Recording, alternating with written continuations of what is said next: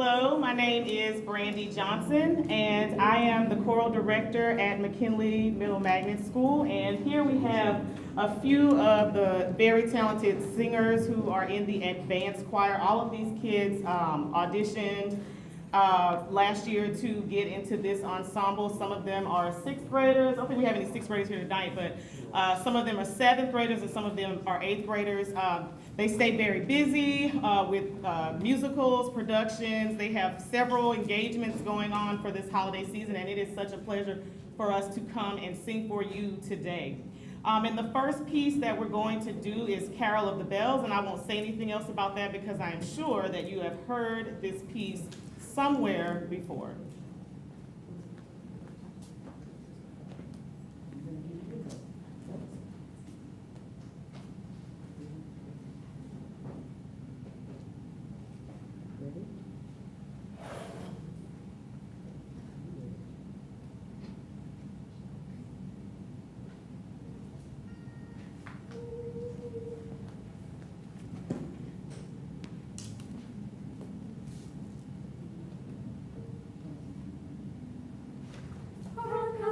Sweet silver bells all seem to say, throw cares away. Christmas is here, bringing good cheer to young and old, meek and the ding dong, that is our song, with joyful ringing, all caroling. One seems to hear words of good cheer from everywhere, filling the air. Oh, they will raise and so happy are their tones. Daily they ring while people sing songs of good cheer. Christmas is here, ding dong, ding dong, ding dong, ding.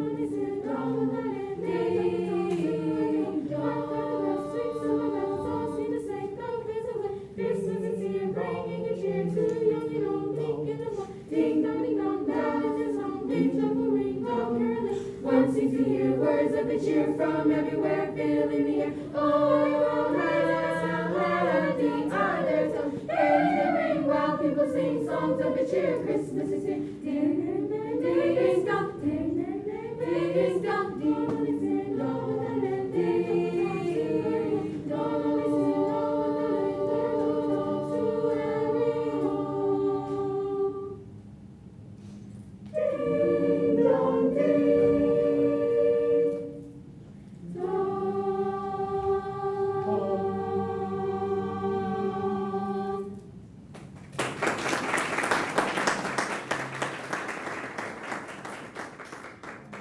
Thank you. And the second piece that they will sing is also probably one you've heard before, this Christmas.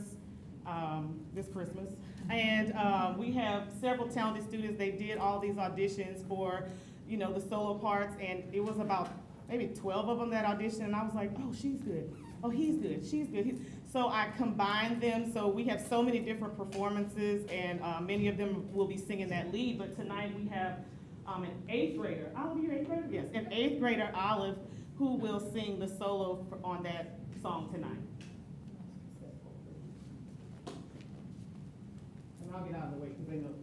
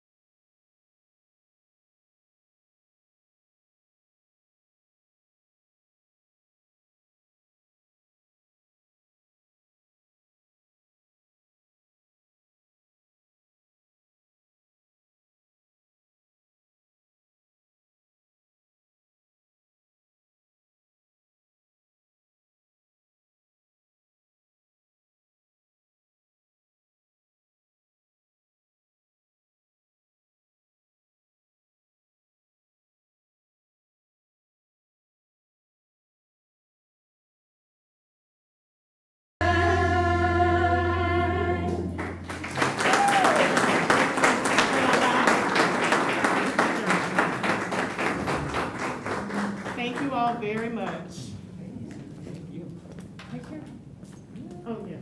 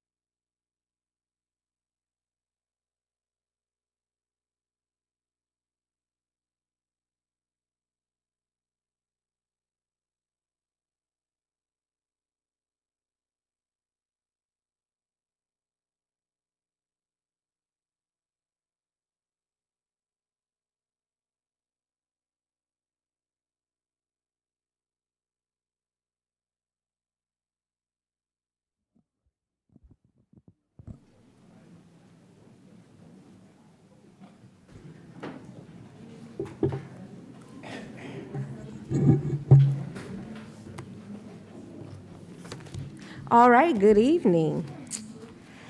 The public will be allowed to attend at a reduced rate of 75% capacity of the Professional Development Center meeting room space. Once the capacity has been reached, admission into the meeting space will be closed.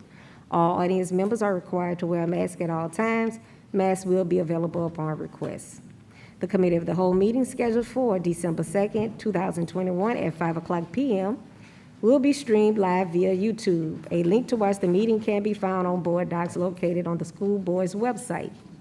A period for written public comment will be provided before the meeting as well as before each action is taken by the board on an action item.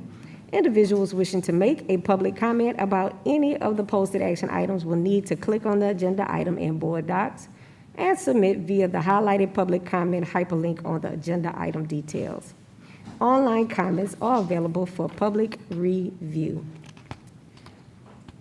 And we will now have invocation by dearly beloved school board member Mike Gode and Pledge of Allegiance by School Board President, dearly beloved School Board President David Tapman.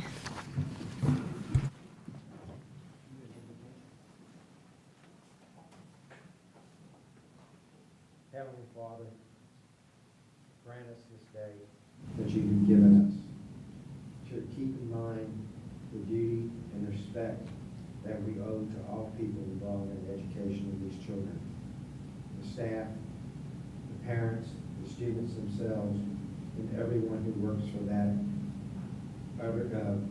goal which will make their future. Give us strength to do the things that we think are right, and the wisdom and courage to take chances, to do the things to help them move forward. In your name we pray. Amen. Please join me in the pledge.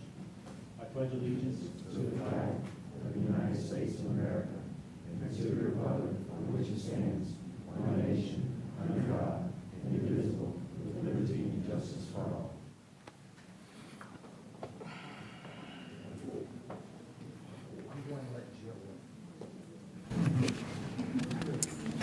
All right, Madam Secretary, please call the roll.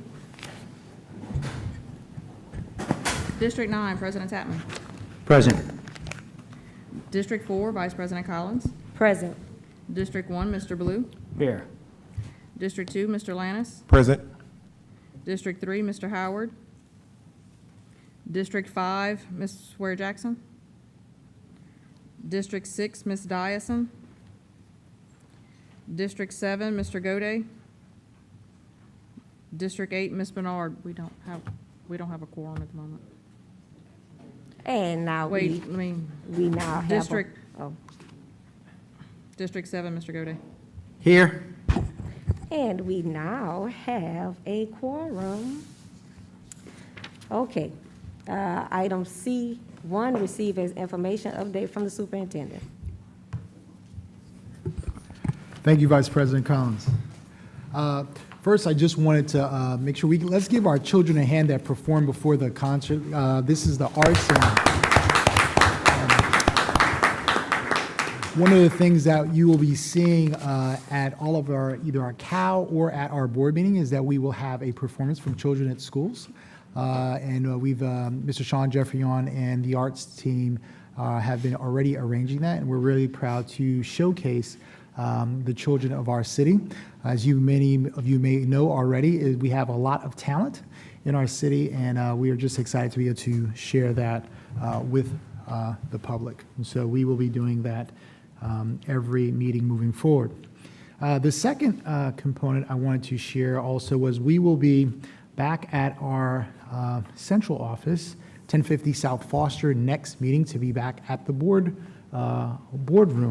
We've been waiting to go back to our boardroom, and so at our next board meeting, it will be back at our boardroom, and we will have a performance at that time as well. And so we are very excited about that. The other part I wanted to share as a part of my update is we have had to work to make a few corrections in miscommunication that we've done when presenting the board docs. In the board docs, there was a paragraph that was written concerning Arizona State University, which you will hear later on today, concerning that we were going to have Arizona State do a dual enrollment program for all schools in EBR. That was incorrect. It was a typo on our part. Arizona State, which you will hear coming up when they present, is only for our virtual school. As many of you know, when we were under COVID, our school, virtual school expanded tremendously, almost up to 1,300 students, and we had to quickly learn how to adapt and adjust to provide online learning for students. And as many of you know, there's been challenges around that, and so we've gone out to the proposal that you will hear tonight is us taking ASU Prep Digital, which is one of the best in the country, that have worked with amount of kids across the nation to come and propose this model as we would move our high school, our 612 to virtual school, and now allow them to share when we get to their presentation. So that is the correct information, and so I wanted to make sure that we are very clear with that information. So we apologize for that. The other thing I just wanted to provide an update on also is there are many initiatives that we are working on to provide to the public as we are working with the state and other officials as we are pushing to provide more opportunities and options for kids in our city. It is an important factor as we've been sharing not only in what we believe with our strategic plan, but also just as our city that families want more options. And a part of families wanting more options is also providing more opportunity for kids. And one of the things in that is a discussion on what does that look like, whether it's advanced placements, dual enrollment, the type of programs, whether they are magnet, traditional, whatever category they are in. And so I wanted to also clarify there's been miscommunication from somewhere, not from us, that I was going to stop magnet programs, no longer have APs, and I think burn the place down was also in there somewhere, and that is not true. That information was not shared from us in central office, but it seemed to have taken a life of its own, and so we wanted to make sure that we were very clear publicly that the goal that I do have, as well as our staff team, and also many of us in this city, is to provide more options, not less. It is important that it is about families and kids first, and about them having an opportunity to choose us in a lot of different ways. We are a city that has tremendous amount of potential. I think there are more things as a city we should offer. And more importantly is the charges the board has provided me when they were choosing me as superintendent, is we have to level the playing field in this city so all kids have access, not just some. And so that is something that I is near and dear to my heart in this work. And it is important that we level the playing field that way. And so we have been working with multiple stakeholders to try to figure out what are the ways that we can accelerate and advance that in our city, not just for one school, but for many schools across this city. Not just for some children, but for many children across this city. And we are well on our way of doing that. And I wanted to make that clear as we are continue to move the work forward in progress. And then the last thing I will say just on this issue is it is important for me as a community that we continue to work together in a positive light around how we think about opportunities for kids, and not always in the light of there's something conspiracy happening that is going to hurt children. I find it always very interesting since I've arrived in the job that there's much communication that is always in that space. And what I've been hearing from various community members across the city is that they just want our city to do more and our school system to do more. And that is a charge that it's important to me, but more importantly, we want all kids to perform as well as we provide support for them. A couple more things I just wanted to add is also, as many of you know, we are working tremendously on the arts.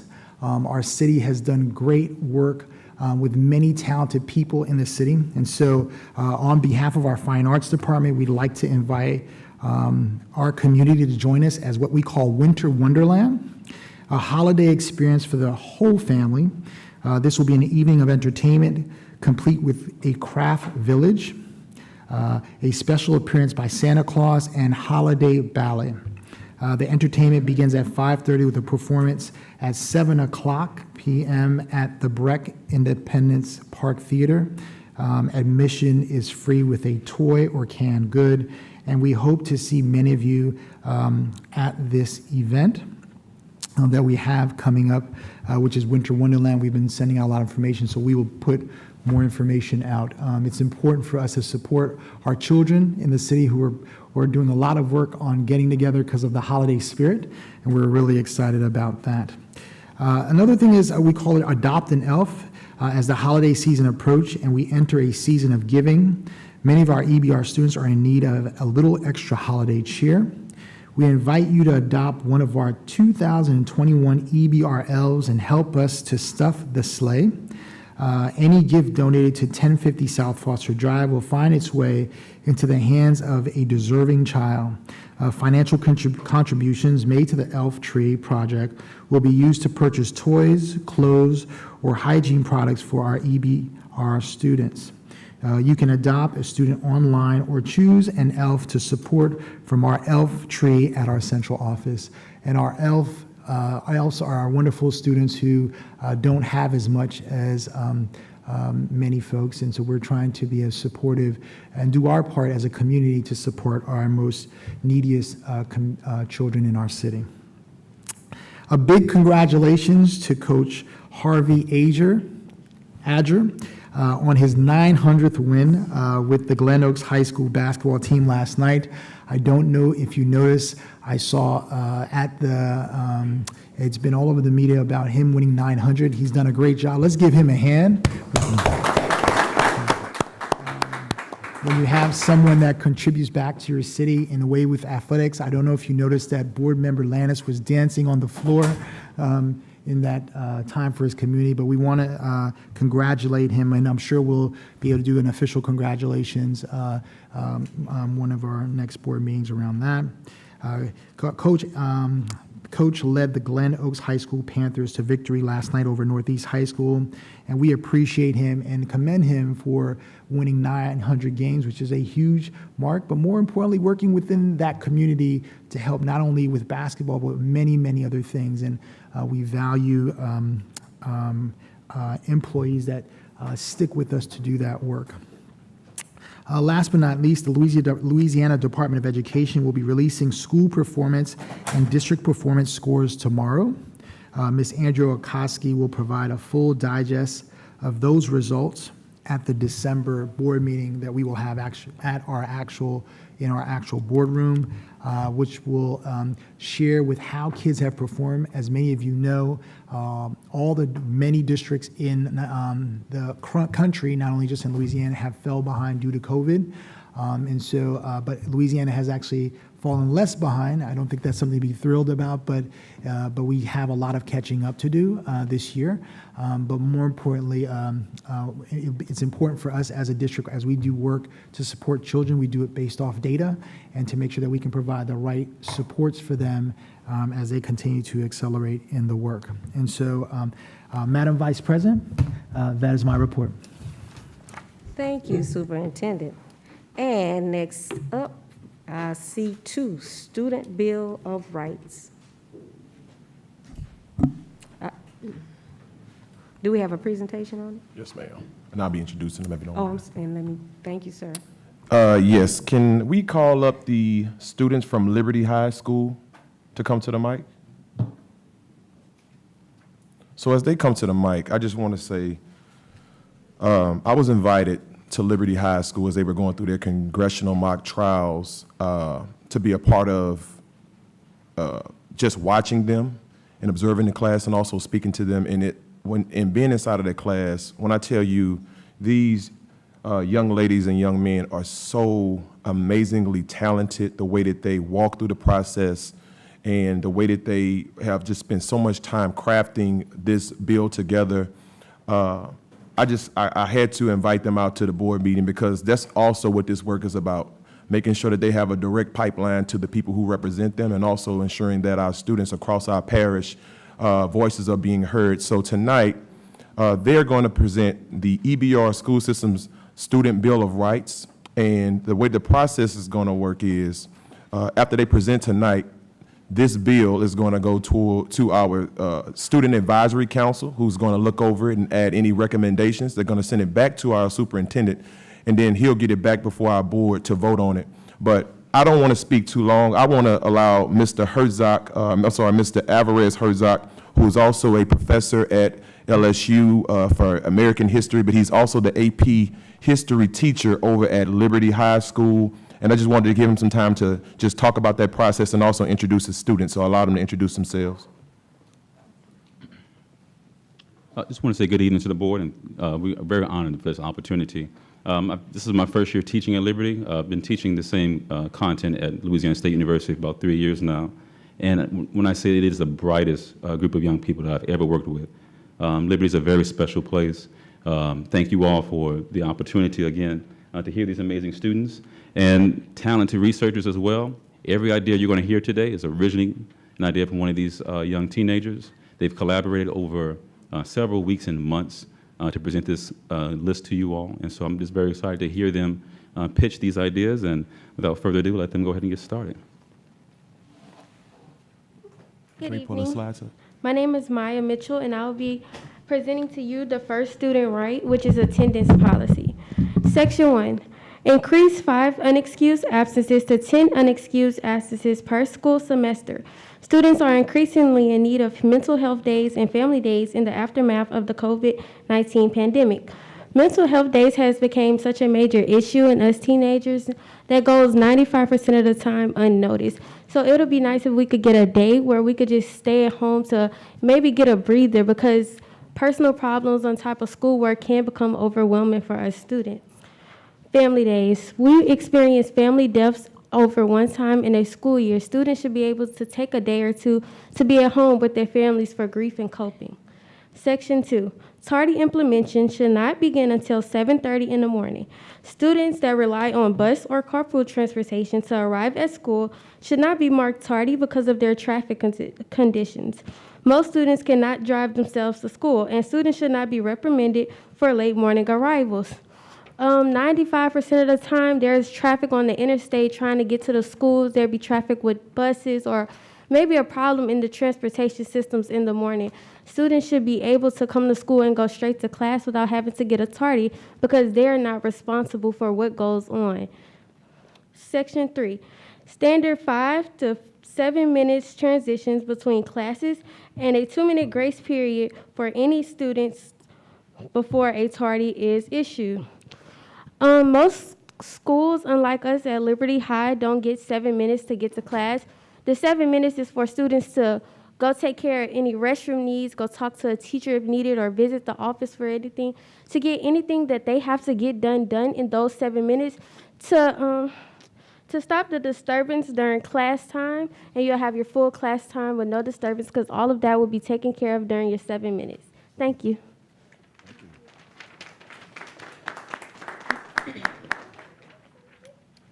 Good evening. My name is Radwa Darwish, and I'm presenting Student Right 2, Student Leadership Committees. Section 1. The purpose of the Student Leadership Council, SLC, is to present and promote the common interests and general welfare of the student body.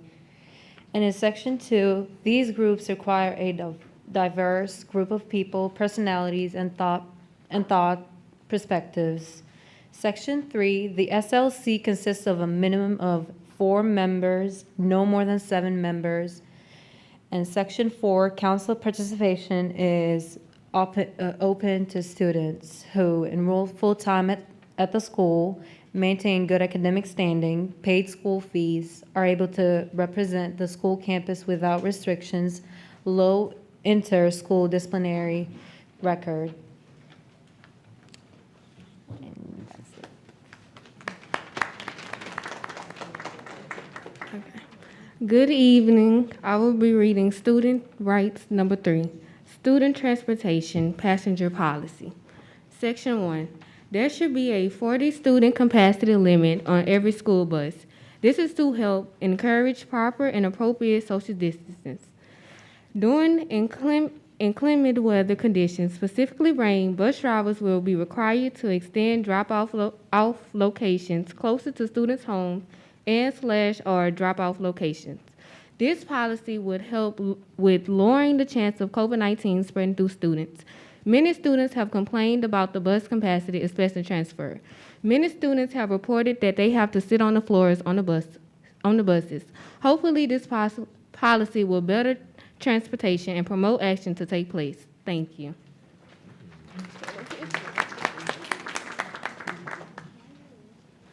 Good afternoon. My name is Kirsten Jones, and today I'll be presenting for you guys student right number 4, which is the bathroom policy. Section 1 states it will eliminate the enforcement of bathroom passes for students to age 8 through 18. This may restrict individuals that have medical or any personal reasons that they don't feel comfortable enough to disclose with their teachers. Section 2 will protect this by any student that is caught or reported abusing this will be subject to any school-appropriate disciplinary action by the SLC. Section 3 highlights that this act does not eliminate any use for separate hall pass policies for students. Section 4 states that students will have a minimum of 5 minutes and a maximum of 15 minutes to use the restroom during one class period. Section 5 states that school nurses and every female restroom in EBR Paris school system must possess female pads and tampons of various sizes, along with panty liners and feminine wipes that are non-scented. These would not be charged directly to the students, will be up to the school to maintain.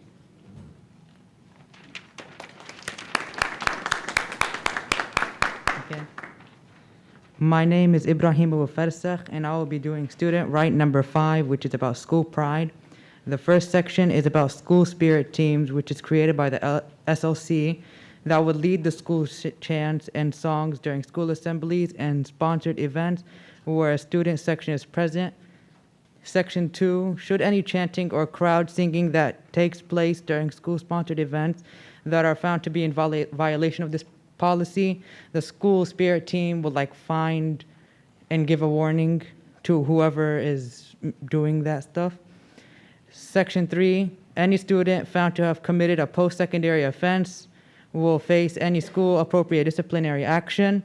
And Section 4 is potential school pride violations may include, but are not limited to, the use or promotion of any vulgar or obscene language or imagery. This right is just to make sure both teams are supported and to make sure that there is a standard for what should be done in these situations instead of a teacher trying to figure out what to do on their own. And it'll make sure the student isn't punished severely for something that's not too wrong, but they should face some consequences.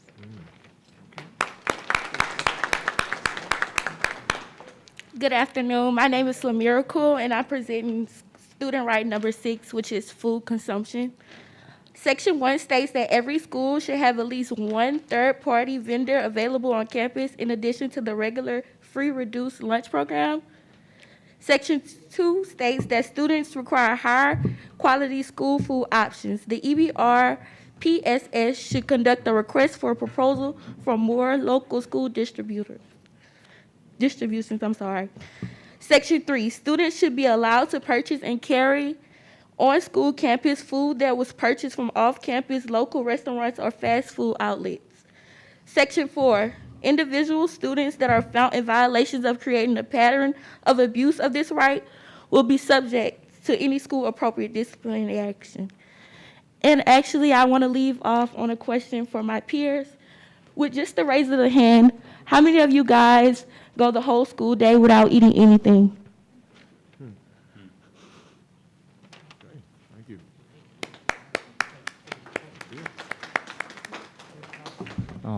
Good evening, school board members. My name is Christian Tran. I'm presenting our cell phone usage bill. So first off, I'd like to say I am very addicted to my phone. I say I spend around I can't go an hour without spending time on my phone. And sometimes I get caught by teachers, and that's just how it goes. But I've had many classmates of mine get their phone taken away for a whole year, and eventually the school just loses it, which I find completely ridiculous. Which leads me to my next point, that school should only really give it back to a student after a day or hold it for the whole entire class, and if necessary, just take it away.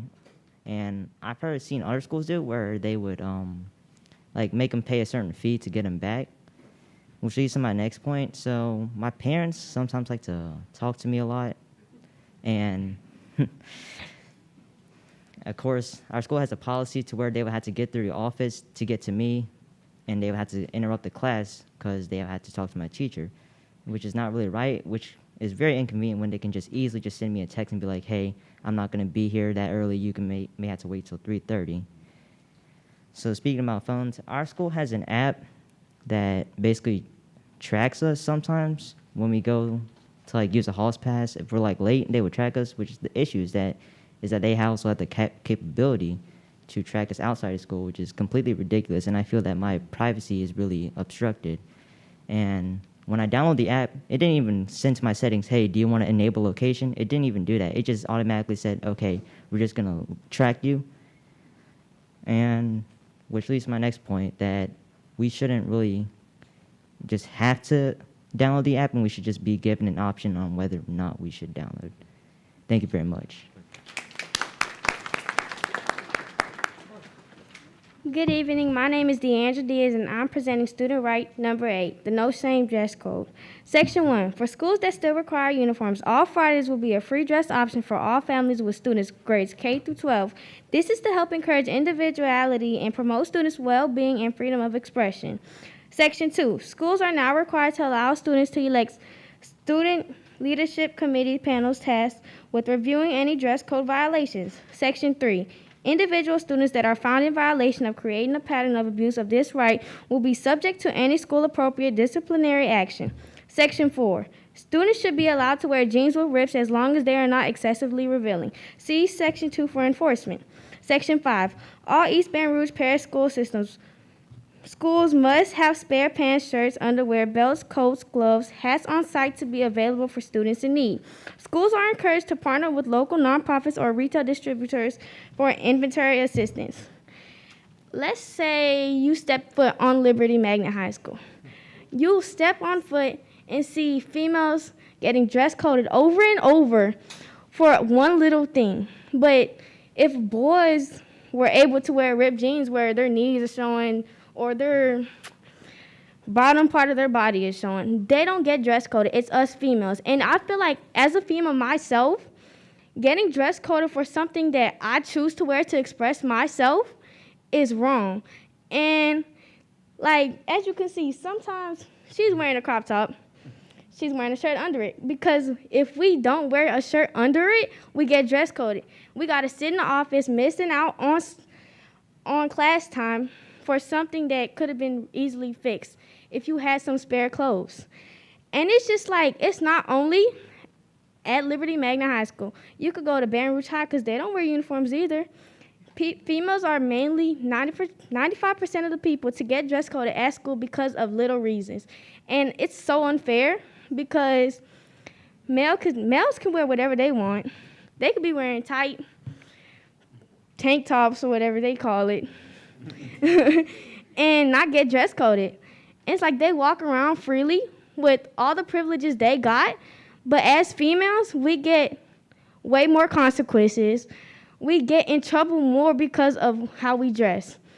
If our parents let us walk out the house like that, then I guess they're okay with it. But it's like they say it's a distraction to teachers.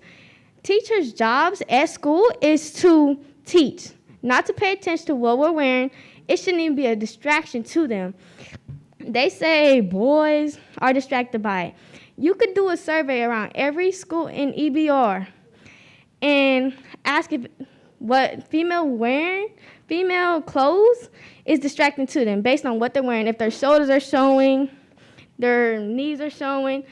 It's not like that, but it is very offensive for us females personally because we get more consequences than what boys do based on what they're wearing.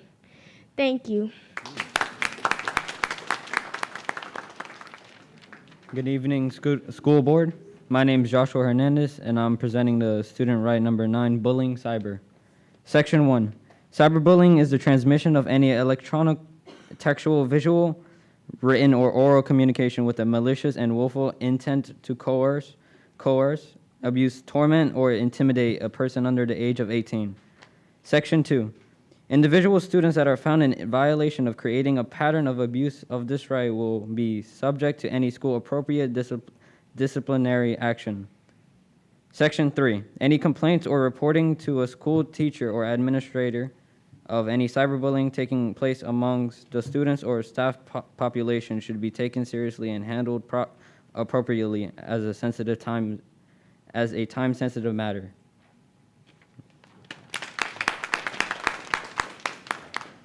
Good afternoon, guys. My name is Andrea Calindres, and I will be presenting our last right, which is electives, ancillary options. School with student grades 6 through 12 should provide more electives that offer information and experience in more real-life predicaments.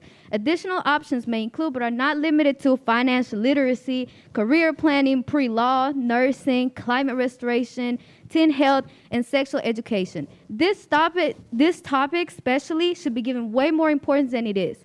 The amount of incidents such as teen pregnancy that can be avoided by simple education that should be given in high schools is huge. Besides that, we believe that students should be given the chance to make their way into their future careers early on in high school, and implementing this type of courses would definitely give us the chance to. Well, guys, thank you so much for listening to me and my peers. It was a great honor. Hopefully, action is taken because I know we can do better. Thank you so much.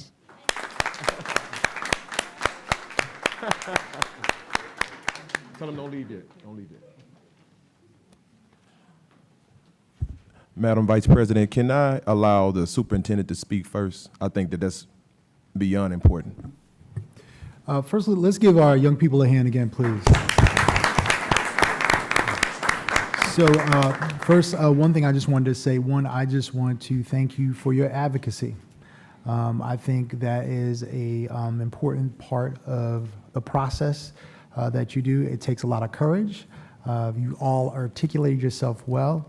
You worked very well around what issues you believe need to be looked at, and I do think we are going to definitely look at that.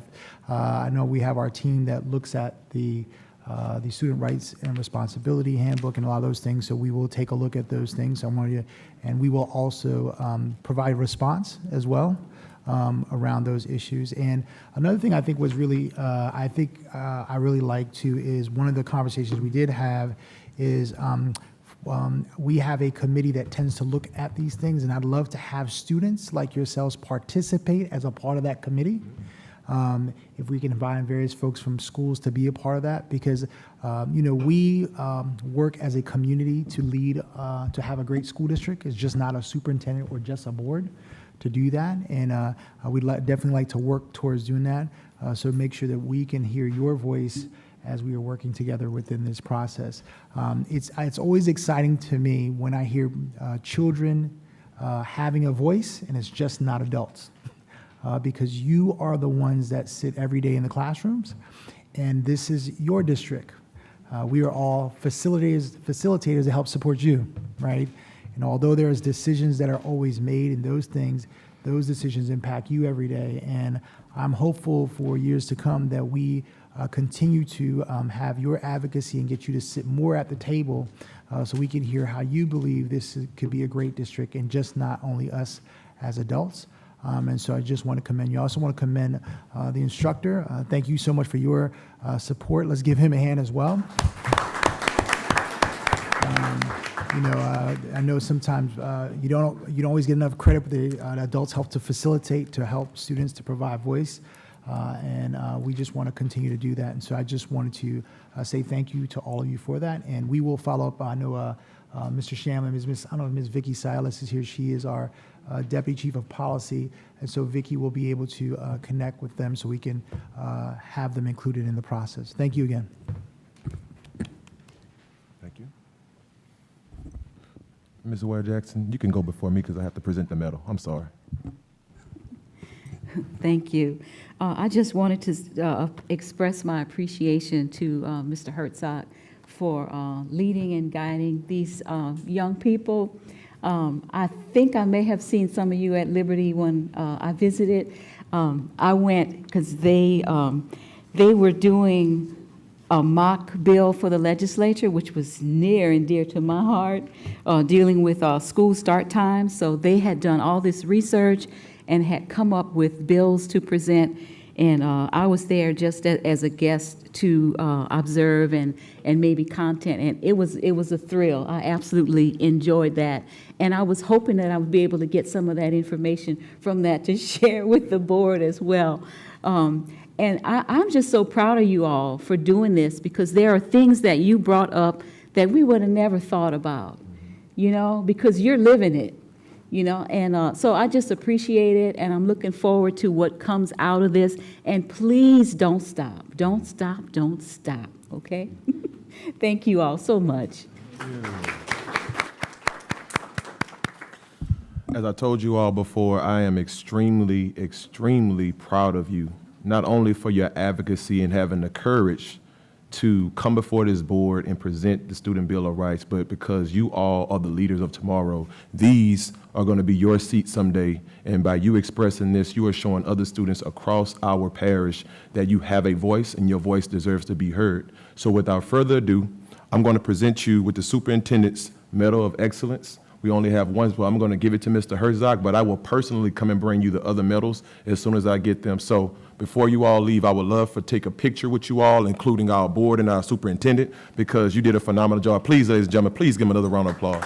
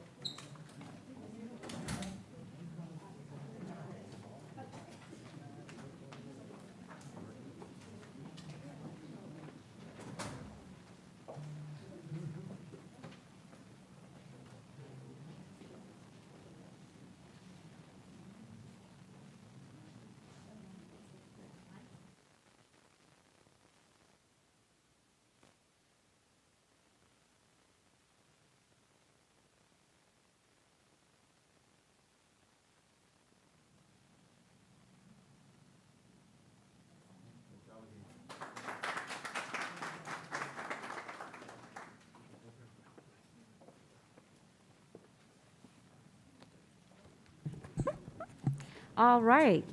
Next item, C3, presentation of the 2020-21 fiscal year audit results.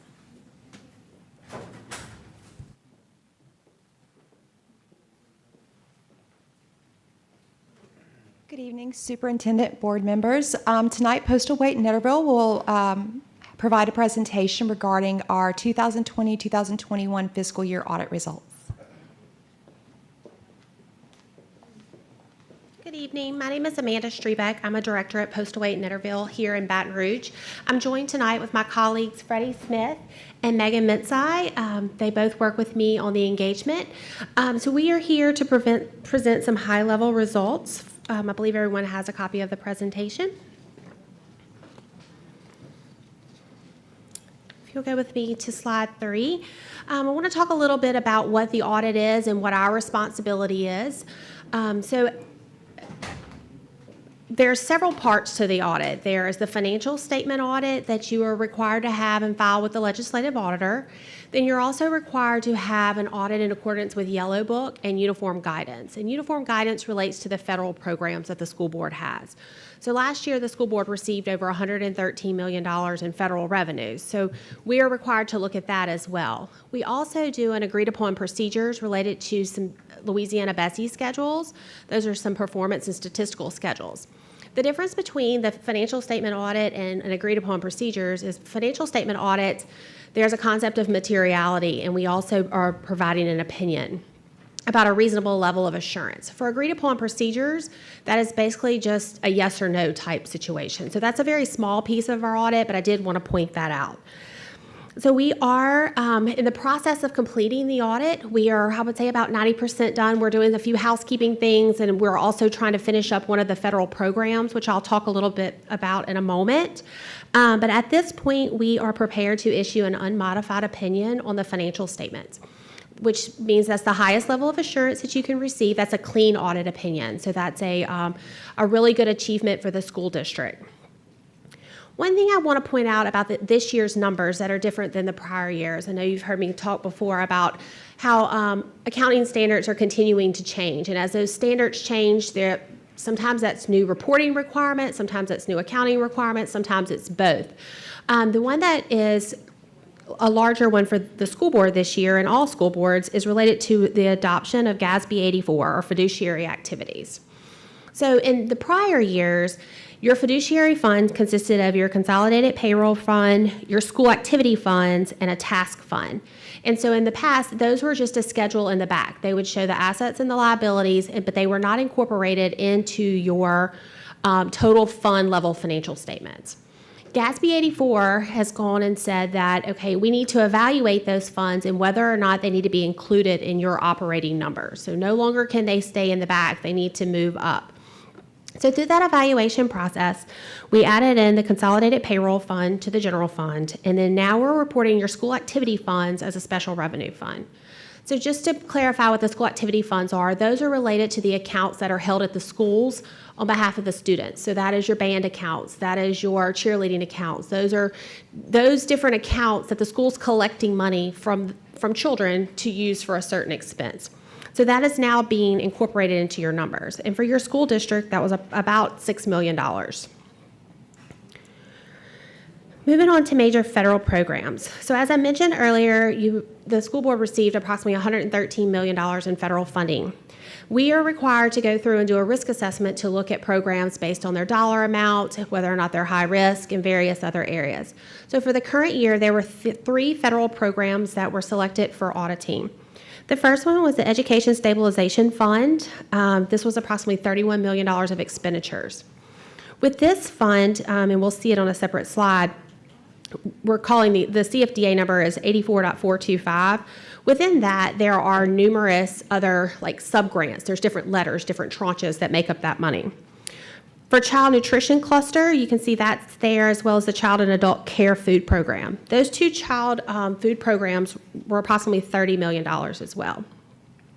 We have not completed our audit procedures for the Education Stabilization Fund due to the compliance supplement not being available. So the compliance supplement usually comes out in July, and then they've reported that they're going to give us an addendum. This was the case last year as well. So anytime there's a significant amount of federal money that is been allocated and sent out, we're waiting on the guidelines for how to audit that. So basically, the money came out, and now the guidelines are trying to keep up with that. So basically, we should be getting those hopefully in December or January, but given that we don't have that, we were not been able to complete our testing.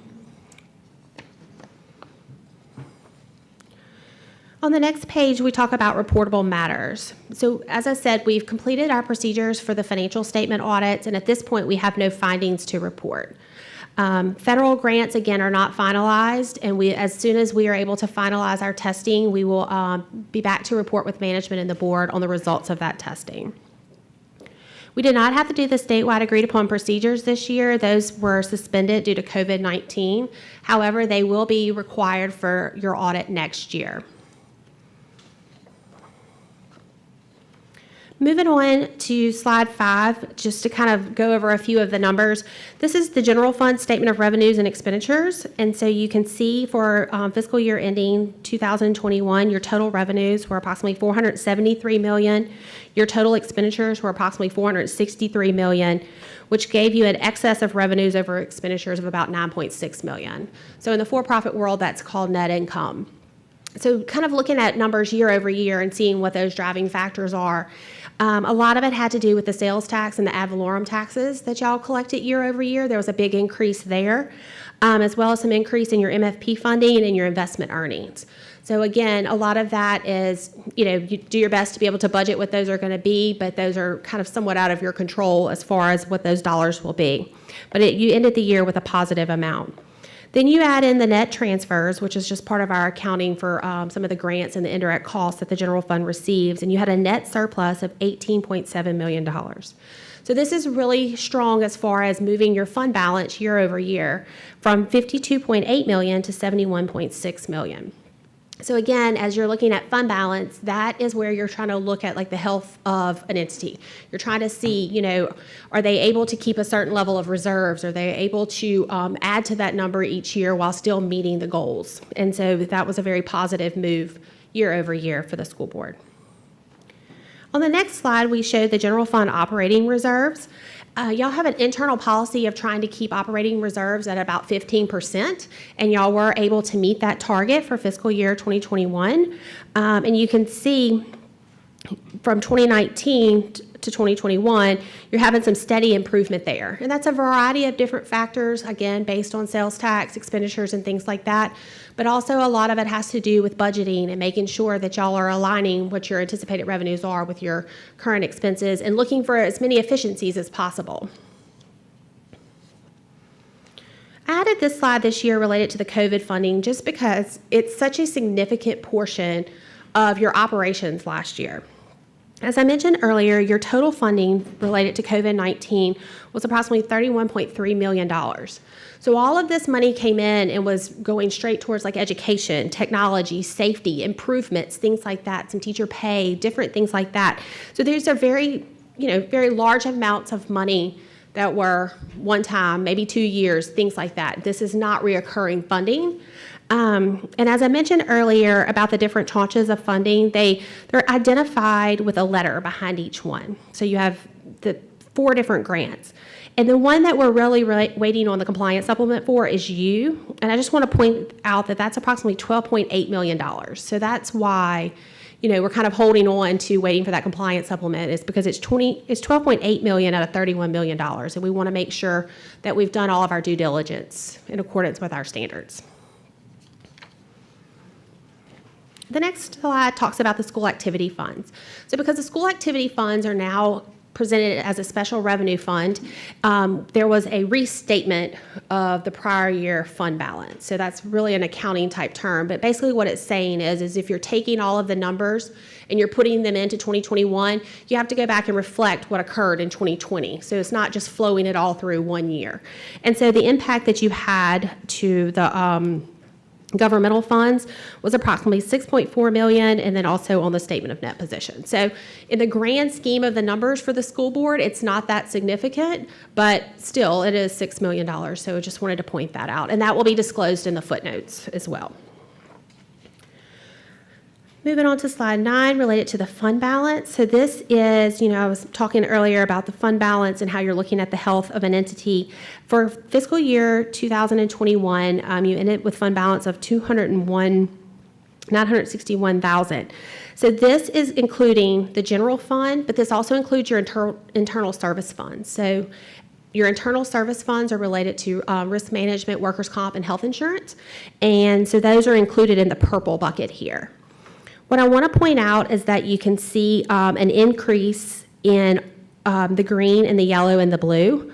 The increase in the green, which is restricted, which means that this is money that's set aside for future projects. And the majority of that $94 million is related to $69 million of capital projects that are upcoming.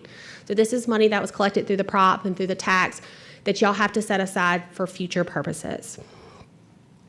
That is also where the $6 million for the student activities sits as well, because that is not money that you have access to use for general operations because it's restricted for the students. Yellow is assigned, so this is kind of where you're setting aside for future costs to say, okay, we need to set some money aside for future claims or transportation or textbooks and things like that. So that's where you're kind of setting some of that money aside. The blue is unassigned. The blue is not tied by any regulation or board designation or any other requirement. That is just available for future use.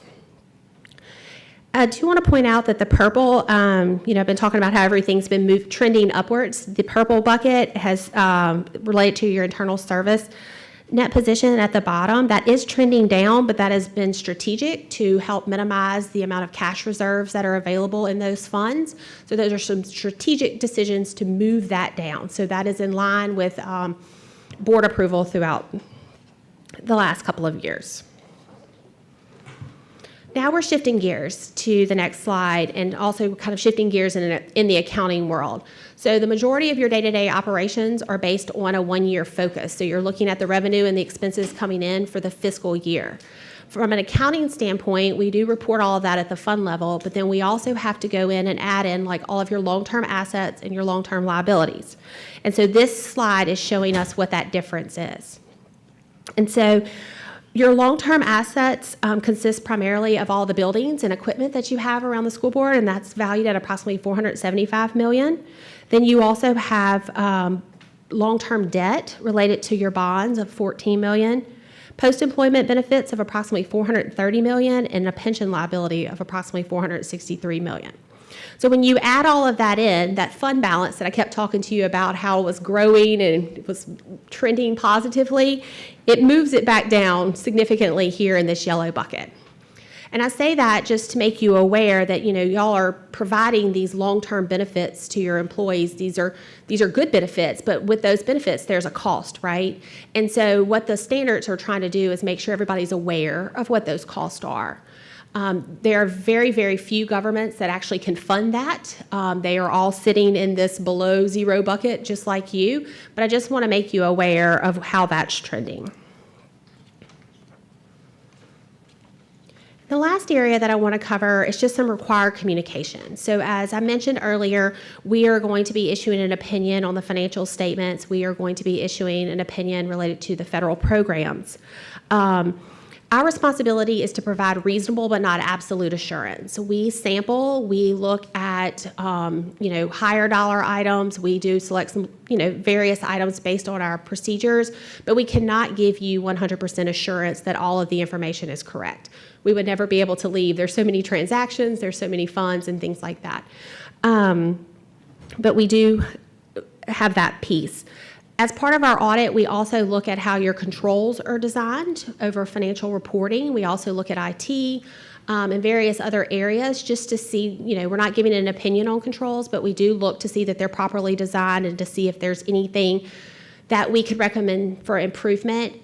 There were no formal items recommended for improvement through our review, but we do like to point out that we do spend a lot of time in that area. Related to upcoming pronouncements, GASB 87 related to the leases, that it will be applicable next year, and so that will just require that you take your leases and evaluate those to see if they need to be recorded again on the books. And so we've been working with management, and they've been tracking the leases and looking at that. I don't see that being a significant standard for y'all, but we do want to point that out. Then we have to talk about significant estimates. As I talked to you earlier about the long-term liabilities and the net pension liability and the claims liability, anytime there's liabilities, there's significant estimates that are involved. So you have to look at what are the mortality rates, what does the census look like, what is the discount rate? There's a lot of different factors. So through our process, y'all use actuaries for these liabilities, and we go in and we evaluate whether or not those actuaries have the experience and meet the standards. And we also look to see if the assumptions are reasonable and in line with other actuarial valuations. And so we do spend a lot of time there. With claims payable, we look at lag reports, we look at payments. We're just trying to make sure that the amounts that are going through there are reasonable and justified in accordance with y'all's policy. There were no disagreements or any areas that we would need to report to you as far as not being able to receive information and things like that. We are going to request representation from management that they provided us with all of the agreements, board minutes, things like that would all need to go into your financial report. We will obtain that closer to issuance. And so again, one other area that I want to point out is that the financial statements are management's responsibility. The only portion of the financial statements that belongs to Postal Wait Netterville is the opinion letter. The information in the footnotes come from management. We do help compile that information into the format, but we do not take responsibility for that, and that is for management. The other part of a non-audit service that we provide is related to the data collection form, which has to be filed with the Federal Audit Clearinghouse. We do assist with compiling that, but again, that's coming from internal schedules. But we do have to point that out, that our role is oversight, looking at it from that perspective. We are not in the daily details. So again, as I mentioned, we are substantially complete with the financial statement audit. We are still working on the single audit. We hope that we will get that information soon. Last year, it was right before Christmas, so we'll see. I may have to see y'all again in the new year. But I do want to thank everyone at the school board for all of their assistance. We deal with almost every department, whether it's just inquiry or asking for support, and I know that we are there when they're trying to do their day-to-day. So we are very appreciative to serve the board and to work with EBR schools. And if anyone has any questions, I'm happy to answer those. Board Member Godey. Thank you. You know, I can't let a financial report go without asking a couple of questions. One quick question, two actually. On the net pension liability, is that the retirement plan with TSRL, or is that our health benefit accrual? That is the OPEB is related to the post-employment benefits, and the pension is related to TRSL and lasers and LSERS. So the OPEB is the health benefit? Okay. Thank you. And then, you know, I also want to point out that our unrestricted balance has gone up $10 million. I want people to recognize that, that we're being very good stewards of the money. But I've been told that we're still owed about $13 million or some number like that by FEMA. And where does that show up in any of this? Is that's an asset or It's going to be an asset. So on the what we call the balance sheet area, there's going to be a receivable from FEMA. And so as everyone knows, FEMA is historically slow at being able to close out claims. And so our procedures related to that, because when we look at a receivable, we want to make sure, is it collectible? Like, are you going to receive that money?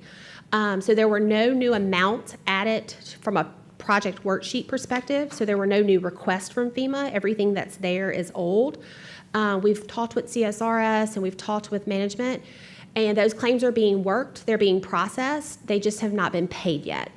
And a lot of that's given all of the natural disasters that FEMA's very behind. So that amount is sitting as a receivable and it's not showing up in It any is of these sitting as a funds? receivable right now, and there is a deficit in that fund. Okay. So worst case scenario is that is whatever FEMA does not reimburse y'all for, then that will have to be covered by the general fund. Okay. But I can tell you that 2 years ago, y'all received a very small check related to a Gustav claim. So every now and then, they just kind of keep trickling in. So at this point, we did not see that there was the need for an allowance or the need that's not going to be collected. But again, we have to keep evaluating that each year. But we also understand there's quite a long lag time. So I just want, and the reason I'm saying this is for people to be able to understand. So if we got that $13 million from FEMA, it's not like we get a windfall, it's just that we can erase the liability that's on our books. Yes, because right now, it's still being owed, and it's going to have to be. Okay, thank you very much. Board Member Dyson. Yes, I'd like to take this opportunity while this discussion is being had to publicly thank U.S. Congressman Garrett Graves, his Chief of Staff, Paul Sawyer, and their team for helping work through over $3 million of those dollars that are now coming quickly. So they helped us move them through, and the delay just got too much, so I reached out to them, and they were just so helpful, and we appreciate all of their support in getting worked through all of these owed dollars. So I just wanted to make that known. Thank you. Thank you. Seeing no other requests to speak, thank you so much for the presentation. Thank you, everyone. Moving forward with item C4, quarterly report from Fair Share.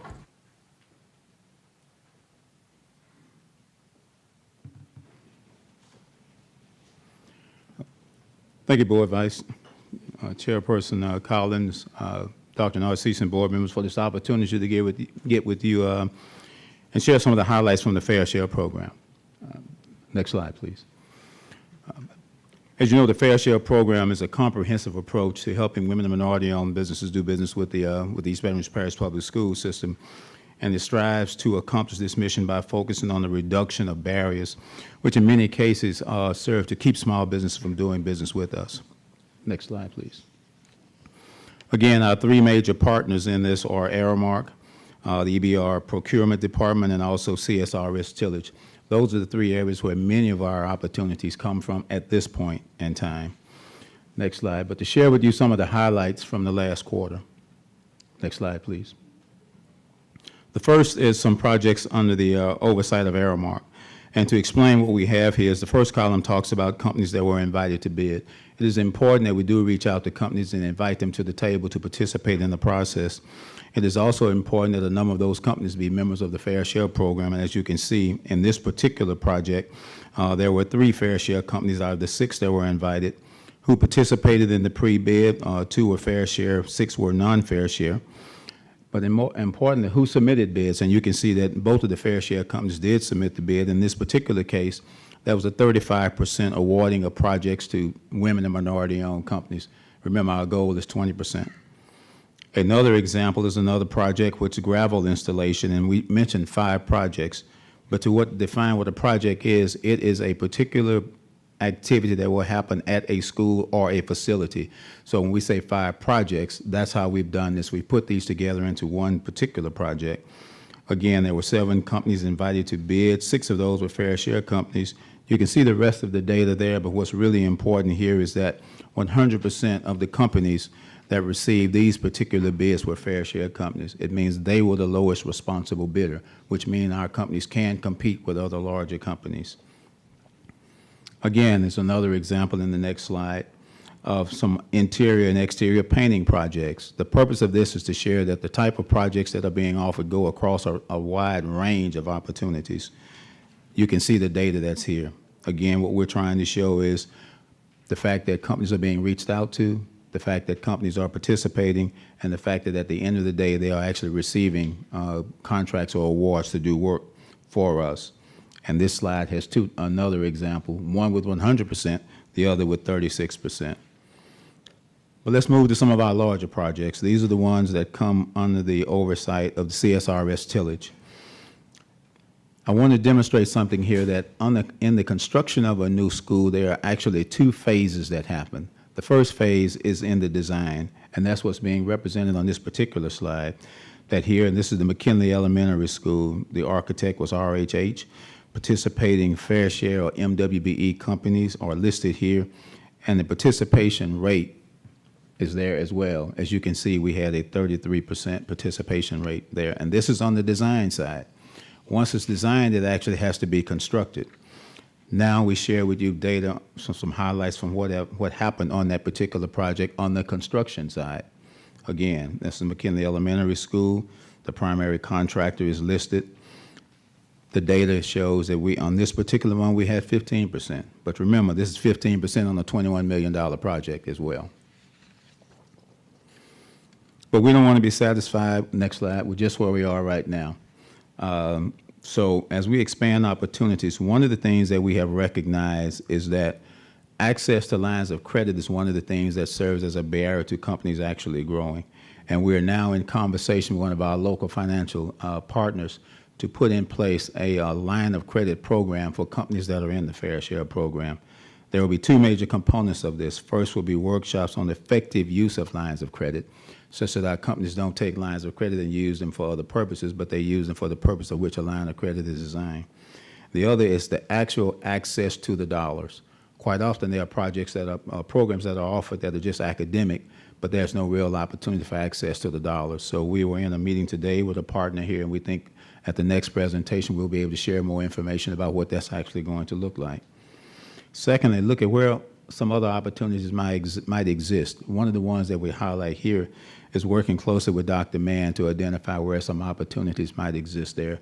We're also looking at some opportunities around professional development, such that all our opportunities don't just lie within the construction industry, but also in other parts. Next slide, please.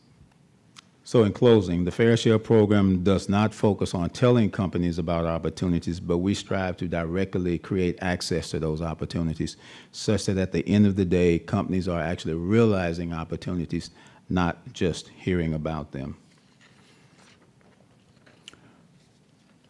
But in closing, just to address another question once that was asked, there are approximately 94 companies within the Fair Share program. Of those, approximately 41 of them are women-owned businesses.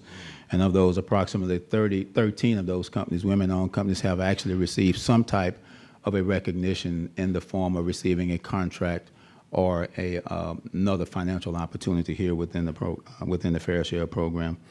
And lastly, on the Airmark side, those contracts range from a total of around $20,000 to $140,000, again, demonstrating the impact that the companies are actually receiving financially.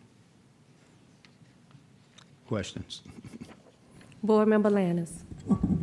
Thank you, Madam Vice President. I don't have a question. I just wanted to commend you. I just feel like every time we present on Fair Share, you have some new information that you present to us, and one of which tonight is the line of credit. That is so important for small businesses, the fact that a lot of them don't understand that process, but the fact that you all are also allowing workshops for them to go to and so they can understand what the process looks like. You can also align them with the financial institutions that have the resources to help them grow. I just think that's phenomenal. I just wanted to tell you again, I commend that and thank you all for the presentation. Thank you. Thank you very much. Board Member Ware Jackson. Thank you, Madam Vice President. Thank you, Mr. Smith. That was very encouraging. It's been a while since I've seen that many companies getting the work that's available here in the district, and it's really encouraging. It's very, very encouraging. I've been real concerned about Fair Share and DBEs and all of the RFQ process and everything. So, that's really uplifting to see that, some of our disadvantaged business owners are getting contracts and moving forward inside the district. So thank you so much for that presentation. It's very good, very enlightening. You're welcome. Appreciate it. Thank you. Seeing no other requests to speak. All right, I'm going to take a quick moment of personal privilege. I did not mention the readings for this month from the Culture and Diversity Reader before we go into the items for consideration. And so in recognition of Human Rights Day, and as I'm reading these titles, I acknowledge that the subject matter is pretty heavy, and I'm committing to next year to be a little more light on the subject of Human Rights Day in December, because December is supposed to be light, Wasn't thinking about that. So, that being said, Left to Tell, one woman's story of surviving the Rwandan genocide by Immaculée Ilbagaza, A Long Way Gone, Memoirs of a Boy Soldier by Ishmael Bey, and Race and Democracy, the Civil Rights Struggle in Louisiana, 1915 to 1972 by Adam Fairclough. And then if you want to see, so that's the last of this year's Culture and Diversity Reader. I'll release the readings, suggested readings for next year at the end of this month. And also on a more serious note, I would just like to lift up former school board president Patricia Haynes Smith. If we could just give about 10 seconds of silence in recognition with support and love and sympathy for her, as she has lost both her husband and her son within 2 weeks of each other. Thank you.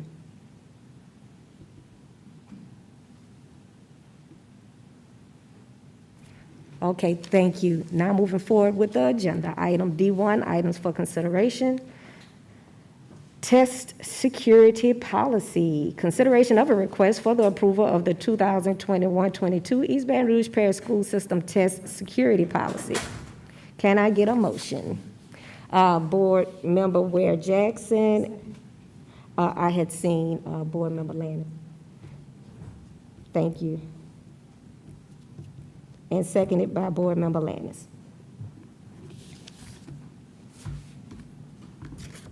Board Member Ware Jackson, you have a request to speak? Okay, that's left over. All right, seeing no request to speak from the board, any public comment? Seeing no public comment, Madam Secretary, please call the vote. My computer's hung up, hold on. I'm spinning. After public comment, you should come back to the board before taking a vote. Thank you, sir. Just making sure no one has any request to speak from the board. Seeing none. Madam Secretary.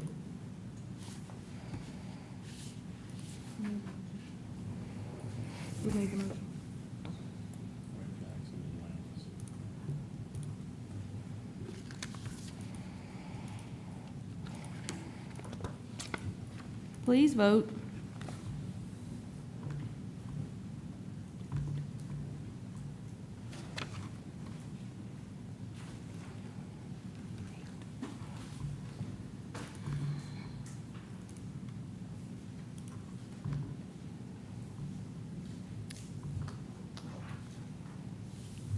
I'm gonna need y'all to revote. I need to close it. It's not picking up a board member.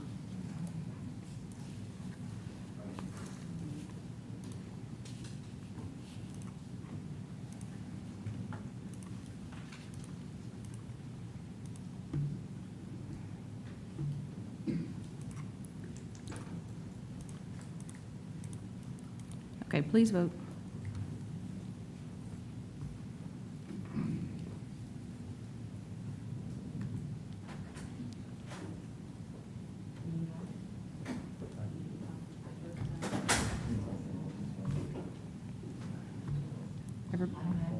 Hit refresh because everybody else is voting, so you should be able to now.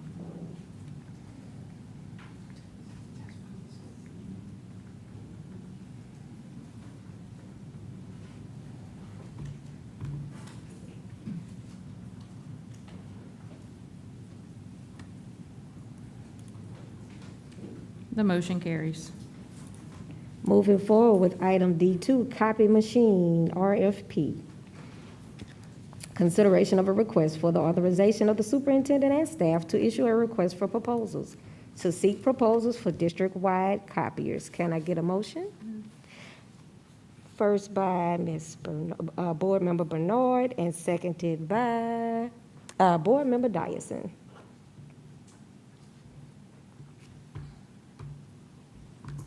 Seeing no request to speak from the board, any public comment?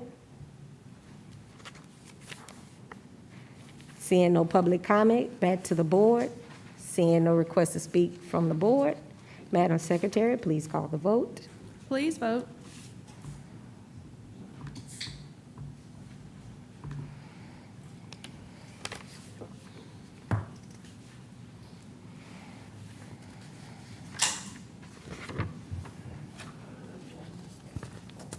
The motion carries. Moving forward now with item D3, extern agreement. Consideration of a request for the approval of an amendment to the extern agreement between the East Baton Rouge Parish School Board and the Board of Supervisors of Louisiana State University and Agricultural and Mechanical College in the amount of $187,740. 2, extend the agreement for 1 year to provide externs at Liberty Magnet High School and Woodlawn High Schools. Can I get a motion? Board President Tapman and Board Member Golday.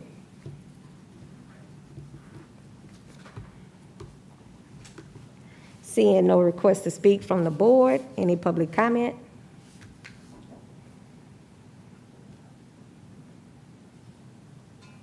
Seeing no public comment, back to the board. Seeing no request to speak from the board, Madam Secretary, please call the vote. Please vote.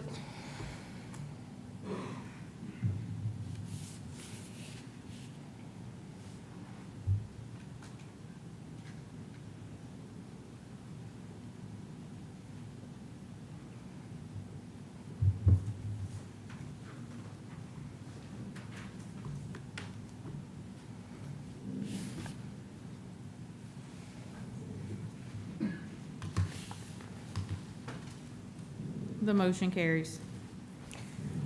Moving forward with item D4, professional services contracts, pre-K. Consideration of a request for the approval of professional services contracts between the East Baton Rouge Parish School System and the following. A, Resourceful Consultant LLC in the amount of $75,000 to develop a plan to expand birth to 4-year-old access and open early learning centers based on national trends, growing demand, and space. And item B, Lexia Learning in the amount of $31,120 to provide a comprehensive training on the science of teaching, reading, language, and writing for pre-K teachers, literacy coaches, Head Start, and child care providers. Can I get a motion? Board Member Lannis and Board Member Howard.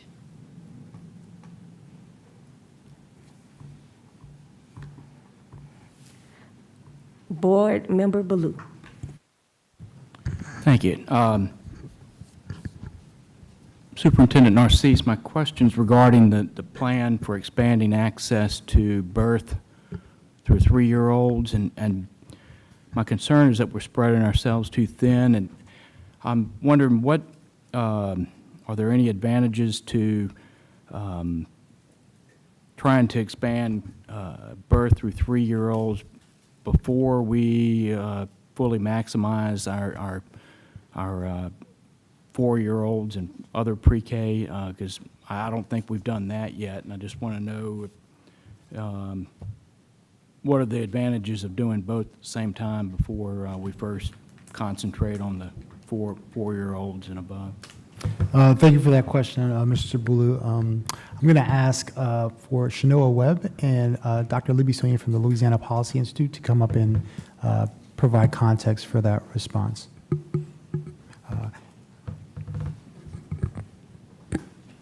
Good evening. I'm Dr. Libby Sonia with the Louisiana Policy Institute for Children.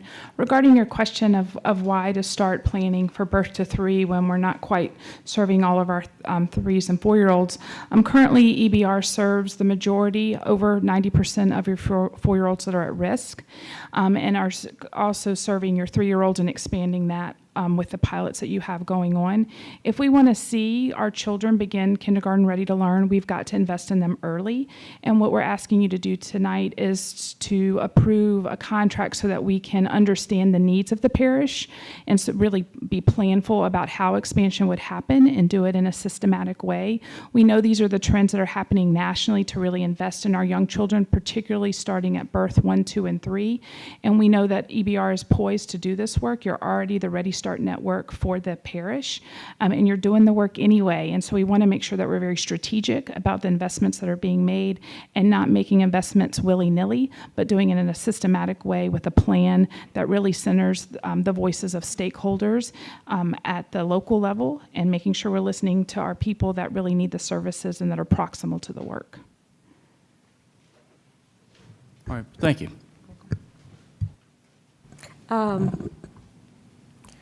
The recommended action refers to developing a plan based on national trends. Is that language intentional? Yes, ma'am, because the plan that we want to make sure that we meet is that we're listening to the locals of what's needed, but also recognizing that there are best practices out there, because we don't want to do something without the basis of science backing us up, but also listening to what we need in our parish in East Baton Rouge.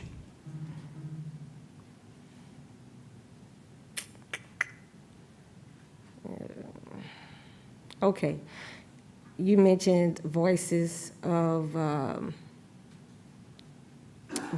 community. How are you going to capture that?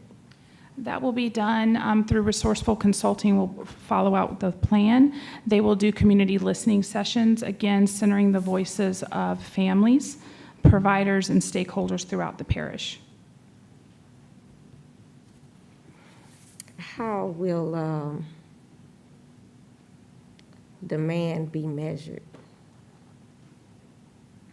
How will demand be measured? Demand will be measured by looking at your birth cohorts, where children are located in your parish, also where you have existing child care center networks that are of quality, and making sure that all families have access to quality early care and education close to where they need it, whether it be their work or where they live. You know, help me understand. The state has certain standards Yes, ma'am. for daycares. Child That's care. supposed to, child care, that's supposed to create high quality child care centers. Help me understand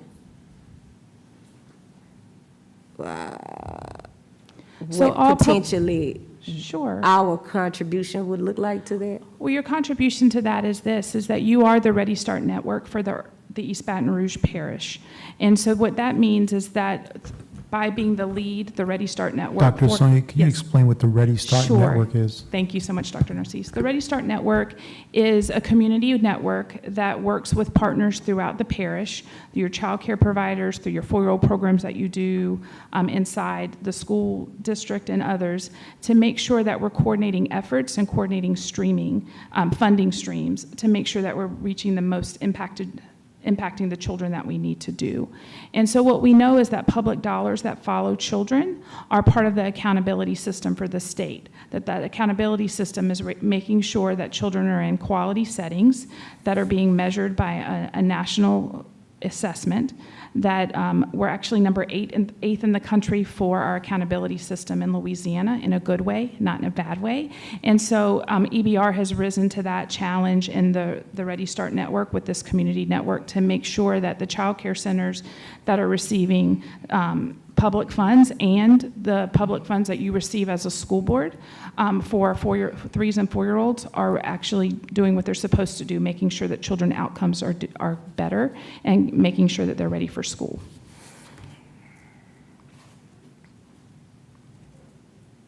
Help me understand, perhaps I need to follow up online.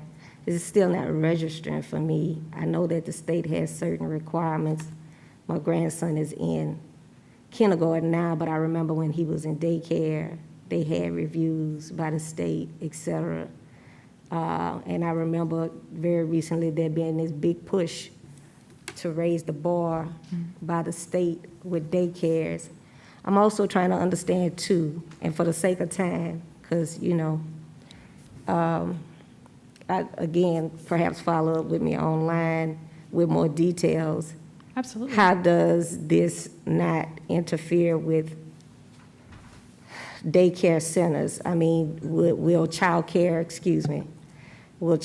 centers stand a risk of losing business? Or is that something we looking at, like the micro center type situation where we would be helping fund child care? Help me understand the initial thoughts. I know the idea is to develop a plan, but I'm sure there are some initial thoughts to even come up with wanting to do a plan in the first place.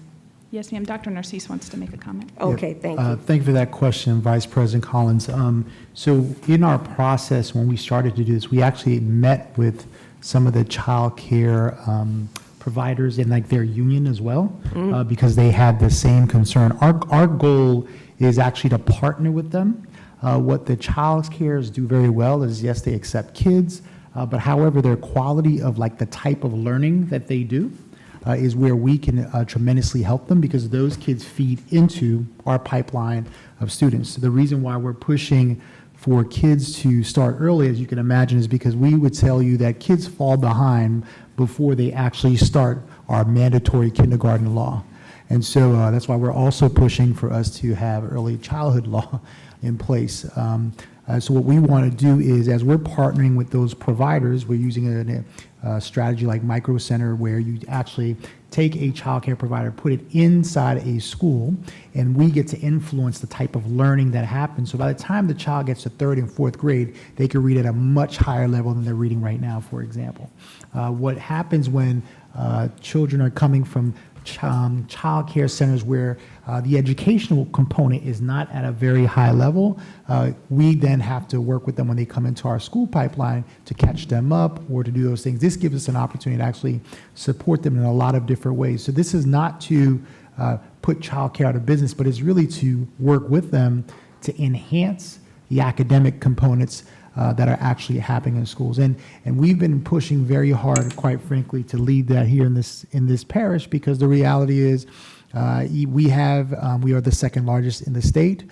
We're one of the most diverse in the state. And more importantly, we also have some of the most neediest children in the state that are here. And so we think that it will help our passion in a lot of ways. And I don't know, Dr. Sonia, you want to add anything to that? I would also add this, but part of doing a plan is really to listen to your community and your stakeholders and not go into a strategic plan with the end in mind if you're really listening to community. And so part of listening to community is working with the child care providers, which Shanoa and her team do on a daily basis, and they support them. And so this is really about bolstering them and helping them, the child care providers, feel strong, and also just really coordinating efforts between what the school district is doing and what our early care and education providers are doing, and Early Head Start and Head Start. Okay, like I said, I'm just trying to wrap my head around what that possible. And you know what, as part of follow-up before the next meeting, I'm assuming that there are some recognized best practices. Yes, ma'am. Can you just shoot me that? That'll help me Absolutely. kind of I'll be happy process to do what that. the request is. Yes, ma'am. Okay, thank you. And Board Member Dyson. Thank you. First of all, thank you very much for being here and sharing with us. And I'm all about early education and literacy programs, literacy plans to strengthen that. One thing that I think, and this kind of goes along with my train of thought, kind of going along with Mr. Ballou's, in that I think I would like to see just one word changed in Part A, and that would be to develop a plan to expand birth through 4-year-old access, so that we're not eliminating the growth of our 4-year-old program. Because I too feel like we've got to, and not just of our current families, not current users, but those that would love to start our system and then could get a feel for how we operate and what it's like inside our school buildings, especially if they can go to the pre-K in their school that they would then be assigned to, because then the familiarity would be there, the staff would know the students would have a comfort level when they start. If they've gone to pre-K there, then they get to stay for kindergarten there. So if the mover and second would take a friendly to change the word to through on A, then I could be satisfied with that one word change. Does the friendly, and I mean, is that accepted by the mover and the second? Yes, so on this item, on section A, it says Resourceful Consulting LLC in the amount of $75,000 to develop a plan to expand birth to 4-year-old access, and then it carries on. And I'm just asking that that word to be changed to through. Two changes to the word through. That's all. The 4-year-old has the opportunity, the 4-year-old teachers and all, to be involved in this program as well. You were the mover? No, I wasn't the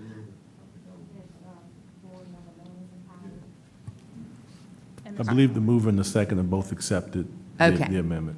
It's just changing to through. Thank you.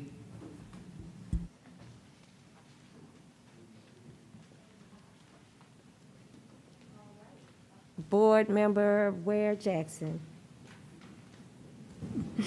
Thank you, Madam Vice President. I just wanted to extend appreciation for this. I really think it's going to help our 3-year-olds be ready to read by kindergarten, and that's so important.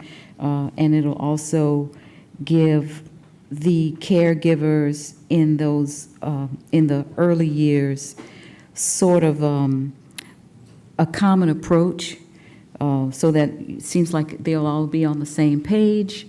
And, you know, not everybody's doing all these different things. And, you know, if everybody's teaching this, or not particularly teaching the same thing, but everybody's on the same page in their teaching approach, it'll have a bigger impact, I believe. So I do appreciate that. And I just want to thank you for this, Dr. Narcisse and company. Thank you very much.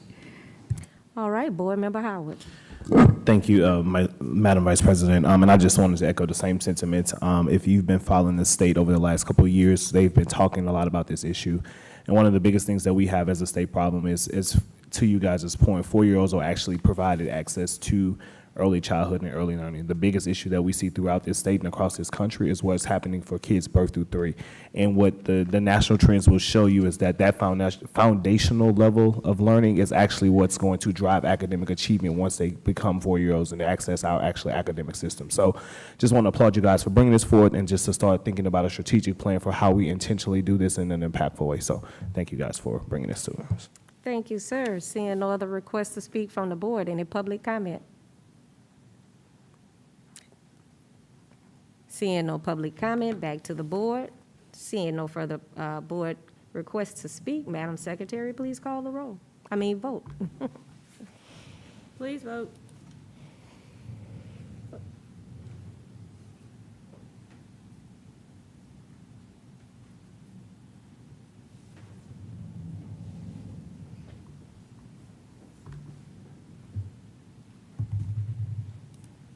The motion carries. Moving forward with item D5, professional services contracts, literacy. Consideration of a request for the approval of professional services contracts between the East Baton Rouge Parish School System and the New Teacher Project in the amount of $150,000 to provide K through 2 literacy professional development. Can I get a motion? Board Member Ware Jackson and Board Member Lannis.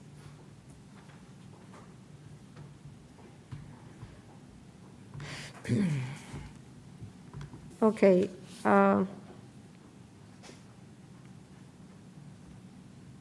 Oh, never mind. We just finished talking about birth through 3 and 4, and my brain automatically went to birth to 2. And I was about to say, well, what happened? Why are we going? So thank you. Seeing no request to speak from the board. Any public comment? All right, seeing none, back to the board. No request to speak. Madam Secretary, please call a vote. Please vote.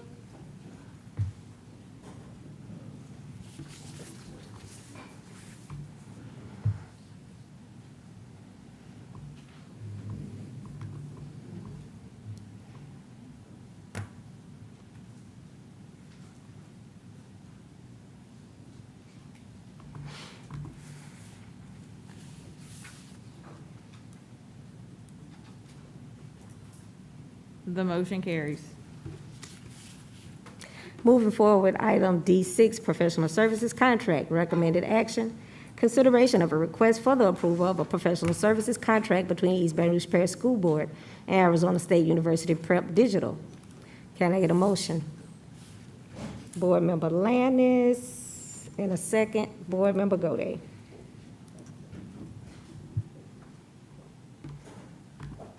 Seeing no request to speak from the board.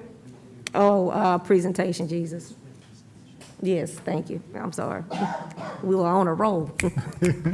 Presentation.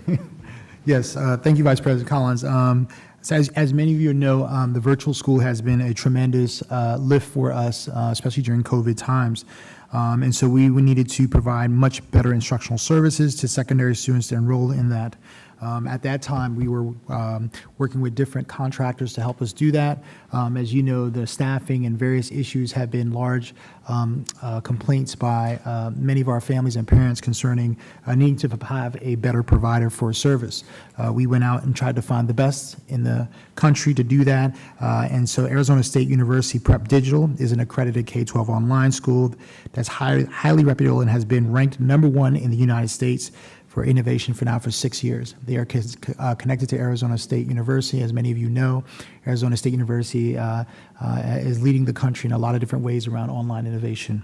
And also working with K-12 schools, almost up to about 45,000 plus students. And so one of the things that we're hopeful to hear tonight, we've asked them to come here, to fly in here to Baton Rouge to hear from them directly, personalized one-on-one instruction, robust support model that promotes collaboration between students, teachers, parents, and also student success coaches, would allow them to share their models. So I'll call up Julie Young, Managing Director, and Lisa Edgar, Chief Partnership Officer for the Arizona State University Digital Prep, who've joined us today to share information about this program design and services offered by their institution.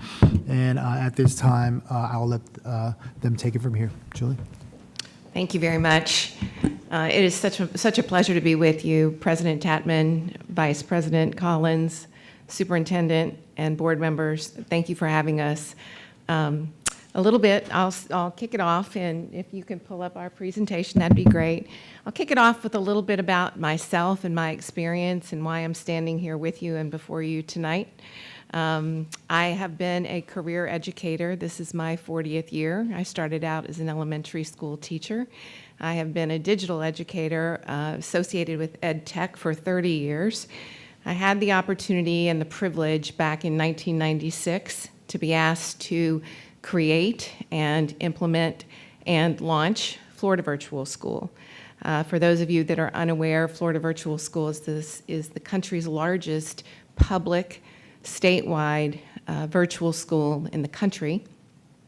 I was there for 17 years, and during that time we grew the program from 77 students in year one as a public school to 650,000 enrollments, 350,000 students in Florida when I departed in 2014.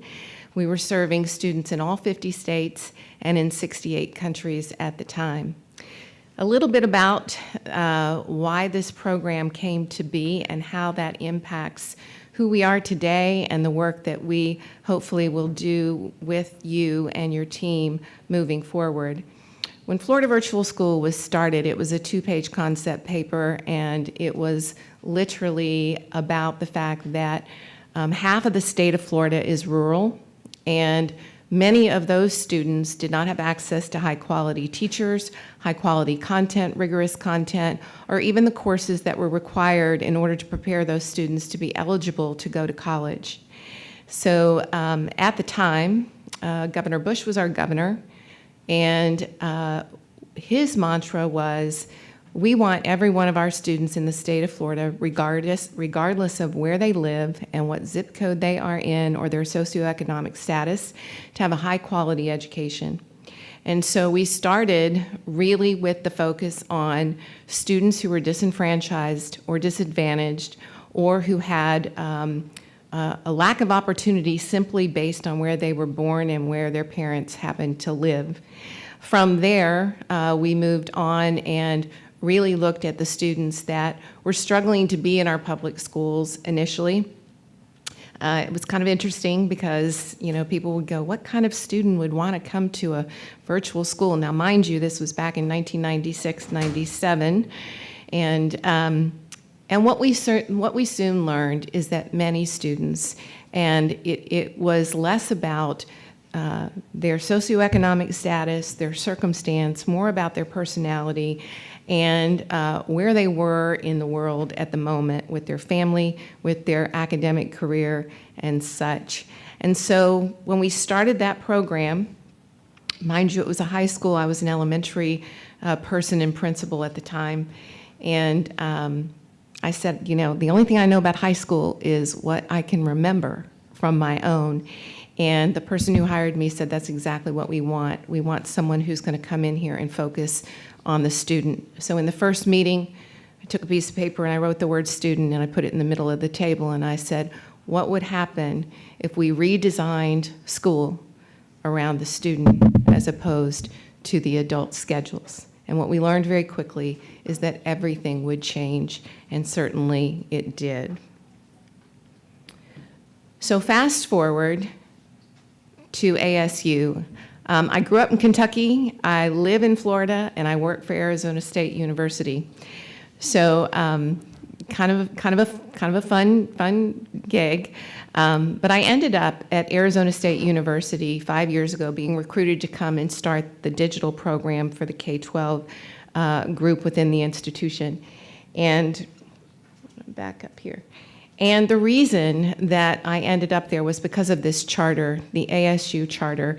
And when Michael Crow, if you're not familiar with President Michael Crow, he is a person that has dedicated his life to changing the world of education for the communities that we serve and for the world.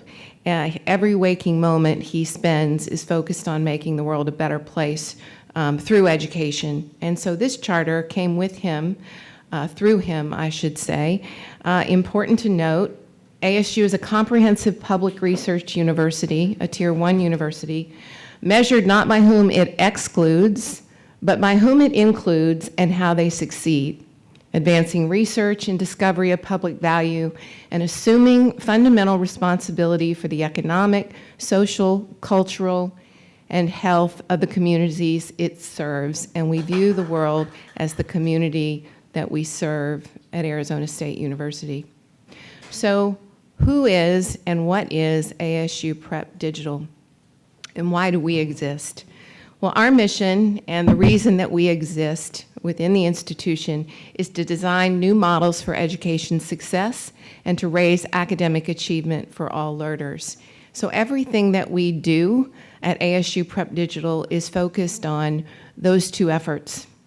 Our vision is the guiding vision for ASU Prep Digital is to provide educational pathways for any student in the world to realize their full potential and begin their own journey of impact at ASU and beyond. And certainly President Crow and many of the leaders at Arizona State University are first-generation college graduates, and so there's a tremendous amount of passion around this belief. We believe the innovation of ASU Prep Digital, as you think about virtual schools, there's lots of them. So what makes us unique? What makes us different? Well, we believe it's the integration with the university where we have the availability of all the assets of the university to bring to bear to provide opportunities for our students to immerse themselves in whatever academic mode they want at the moment, that they can achieve at the moment, to move into college majors and other opportunities. So this model really is kind of a pictorial of what education looks like in a traditional world versus where it should be in the future and where it's going. And President Crow actually designed this. And so if you think about our traditional models, they typically are one-size-fits-all models. And you look at those colors, every student's doing the same thing on the same day, at the same time, with the same teacher, right? And they're moving along at the same pace as they are academically growing. In the future, and the future is now, and the future has become even more imperative based on what we are experiencing with the gaps of education and the unfinished learning through COVID, we understand that students are all different. They're all over the map in terms of their academic capability and achievement. And so if you look at that model, what you see is a typical classroom, right? A typical classroom now has students who may be 2 years behind, 3 years behind, 3 years ahead, 4 years ahead, and then kids who are on grade level and everything in between. And so personalized learning is no longer a nice to have. It's an absolute imperative if we are truly going to save these kids.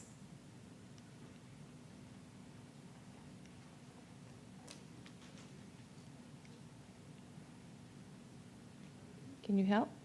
Okay, there we go. So our curriculum is aligned to standards throughout the country. They are aligned to the Louisiana state standards. Context and community matters to us, and so we bring that into the curriculum each and every day.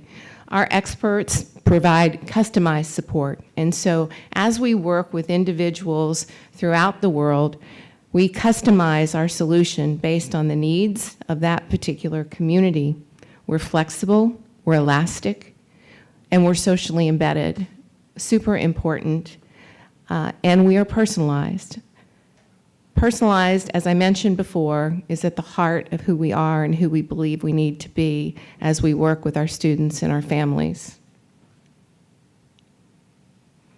So what's our model look like, and how is it different from any other virtual or instructional model?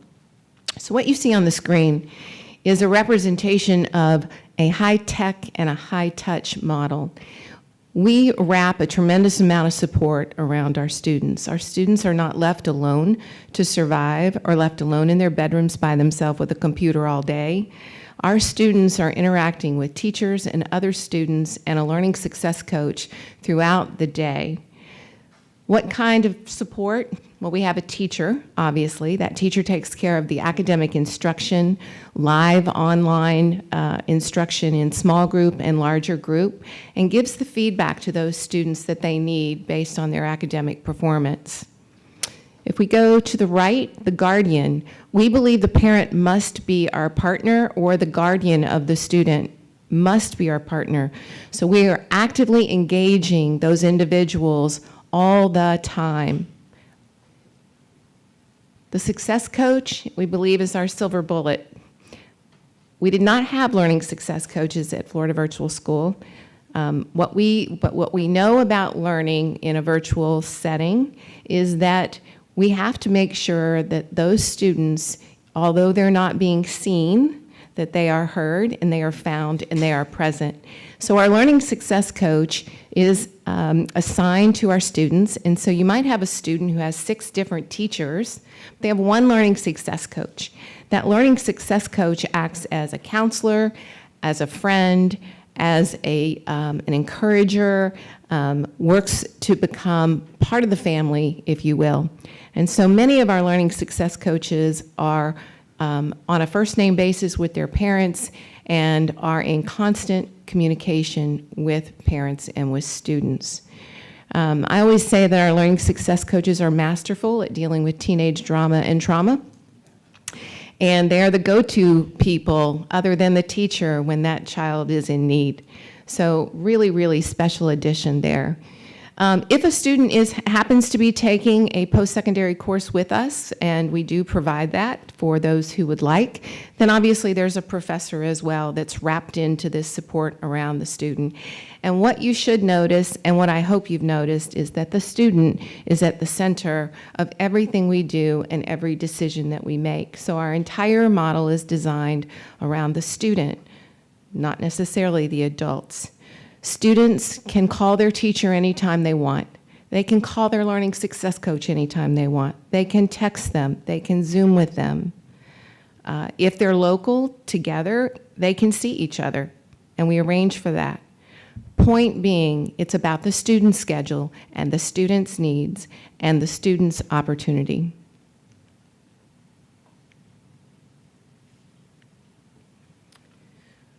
One of the other support structures that we're putting in place for our communities is a social worker. Not all of the communities that we serve do we have a social worker working with us, but we would propose that we would have a social worker here that we would provide. And that particular person would be available to actually be on the ground in this community, working with families and working with our schools. If we have students who don't show up for homeroom, and I'll talk a little bit in a moment about a day in the life of a student, we're going to find them that day. We're not going to wait for a week later. We're going to look for those students that day. And if those students are not showing up a few days later, we're going to go find those students.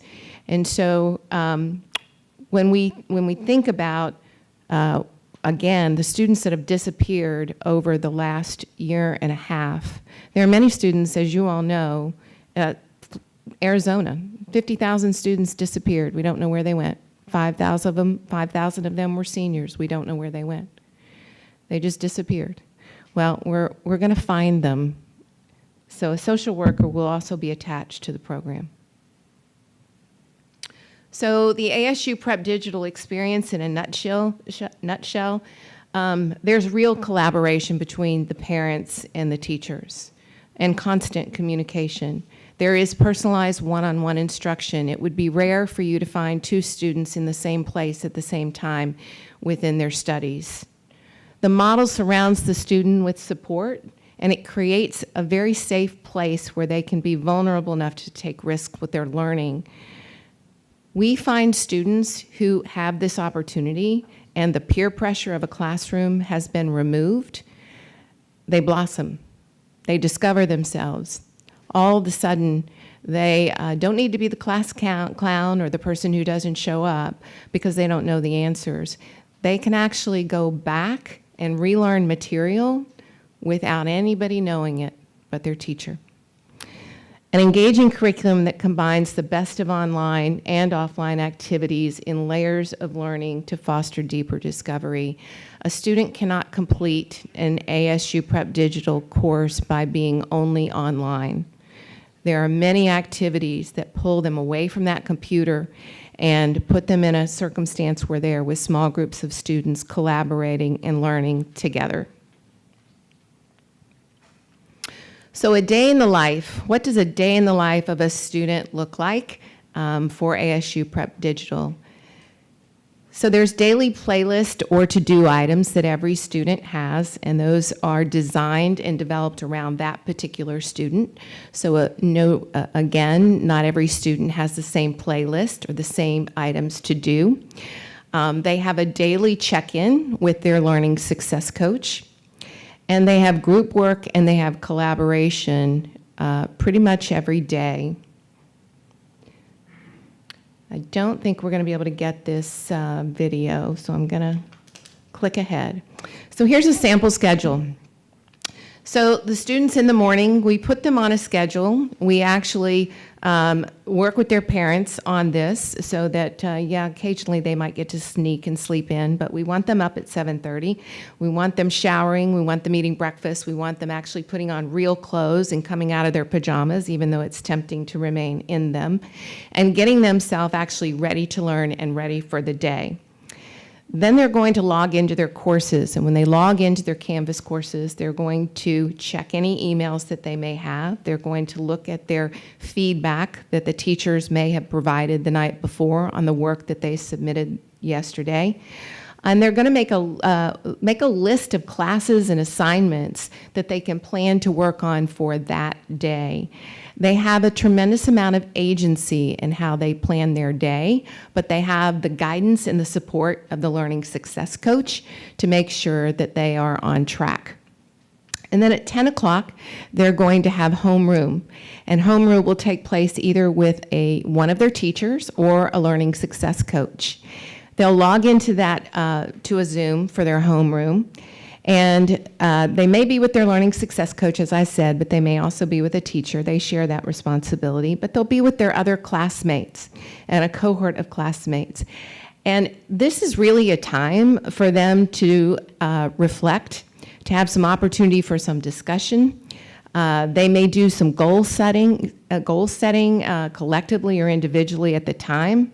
They will work on social emotional lessons during their homeroom period that they have. And along the way, they'll have a little time for fun and will build class community. Many of the students, if not all of the students, will tell you that some of the best friends they've ever had, they make in their online classes. We actually bring kids together face to face whenever we can. And we've actually had kids who perform plays who have never practiced in real time, face to face together, that come together and perform a play together. So then they'll go on and they'll have a course, and that course that they work on next, we use history as an example, is an asynchronous, they'll have asynchronous time, which basically means that they are working in their course by themselves on that content, which has been designed for at-a-distance learning. And that's really, really important when we think about what we just went through the last 2 years. We were thrown into remote work, which is not virtual work that has been designed with quality for at-a-distance learning. So super important. And of course, they learn to work there on their own as well. They take lunch. Am I moving this, or are you guys? I am? Okay, very good. And then they would go into another session that is a live session with their teacher. We use biology as an example. Each day they have one live lesson from one subject, and so they'll have 5 different live lessons throughout the week. With that said, they may have small group lessons, live lessons with their teacher or with their learning success coach throughout the week, based on the data analysis that the teacher and the learning success coach do each day to track their progress and to see who needs what. So again, not one size fits all. The English DBA, a DBA is a discussion-based assessment, and those are designed for the teacher to literally have a conversation with the student about their work. Originally, DBAs were designed because we did not have academic integrity software to help us determine if academic integrity issues were taking place. And so, and we've continued to use DBAs for that reason, but also for the reason of building rapport between the teacher and the student, and for the parent to actually be able to watch and model what we do. So the DBAs literally are a conversation. So I'm the teacher, I'm looking at that particular student's work, and I'm going to have a discussion and ask that student questions about the work they've done, the responses they've given, potentially the mistakes that they've made. And this is going to help me know whether or not the student actually learned the material, whether the student actually did the work. But also, it's going to inform me as the teacher as where this child's interests are. How deep are they in this particular subject area, and how far can I take them? They'll have another break, then they're going to work asynchronously on another subject, and they will do that through the end of the day. And then at 4 o'clock in the afternoon, they'll have a review time where they will review their goals for the day, determine their successes, and think about what they need to do tomorrow. So a structured but an active day, and again, what you do see is structure with agency.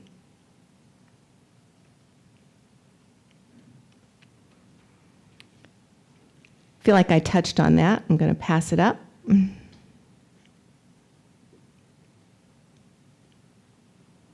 going to pass it up. Pass twice. Okay. So how do we work with our collaborative partners? So first and foremost, we're a school. And so everything that we do with our collaborative partners, we do with our own students. We're a public school. And so as we think about a partnership, they all look differently depending on the needs of the community. We like to ask 2 questions when we work with partners. And those questions are, what problem might you be trying to solve, or what opportunity might you be trying to create? And with those answers, we collectively design a program together for that education community. So the program design is streamlined and the implementation is done together. We make real-time modifications to meet student needs. We are not a cookie-cutter program, and we will pivot at a moment's notice depending on the students and their responses. There is a multi-layered support model for all stakeholders. There's a multi-layer level of support for parents and for students. And so lots of adult wraparound for students. The access to the courses we provide, student progress we provide, and lots of information for the teachers. We brand the program for that particular community. So this program is your program. This is not ASU Prep Digital's program. This is your program and an opportunity for you to create more choices, more opportunities for your students that you serve. So it will be branded EBR PSS. And then regular communication and progress updates. As I mentioned earlier, we will pivot on a moment's notice depending on the needs of the students and what we're learning as we go. And we want to learn collectively and grow collectively as we create these programs. So here's just a little sampling of how we measure up. If you look at ASU Prep Digital, that is the yellow bar, and the black bar is the rest of Arizona. So you can see these are test scores in geometry, algebra, and English, and the average passing rates. We also look at our student outcomes in other areas. We also look at how many students are interested and ready to start working on college material while they're in high school. We do not block them from that based on their age or their grade level. If they're academically ready, then we move them forward. And then we also look at the satisfactions of the students and the schools and the partners we serve in terms to measure how we measure our success. So a little bit more about our collaboratives around the world. We have 100 or 1,000 plus global and domestic partners at the moment. We have 330 district partnerships in Arizona. We have 14,000 teachers that we have trained in the last year and a half and expect to train up to 20,000 by the end of this school year. And those are primarily in Arizona, but we're expecting to do about 5,000 out of Arizona by June of this year. Excuse me, Julie, can I just ask one question, just for the Yep. public knowledge? During the COVID times, as other districts had shortages and those things, what was the context at ASU Digital Prep? Did you have that challenge? Yep. So during COVID, we grew, our program, as you might imagine, grew like 700%. And overnight, as many virtual programs did. But I think what's really important is we dug in with the state of Arizona, with our Department of Education, our governor's office, and the Helios Foundation, requesting a grant of which to serve schools by training teachers how to do this work and do this well. In other words, we don't need you to give us all your kids, and we're not here to take all your kids. We're here to provide our expertise and service to you to help you upskill your teachers so that you can do this in your community so your kids do not have to go elsewhere, won't fall behind, and that you can offer a solid academic program to your students during COVID. That has continued to grow over, obviously, as COVID has continued to stay with us. And I think that's just really important because as we work with each of our partners, we may come in initially and we may do the lion's share of the work in partnership with a school district, or a school community. But the goal, our goal, is to teach others how to do what we do well, and enable the school or the district to kind of wean themselves off of us. And we'll be there all along the way for whatever support they would like to have. And then last, really important and obviously near and dear to our heart, is that we have 100% satisfaction amongst our collaborative partners that, as we have surveyed with them over the last year.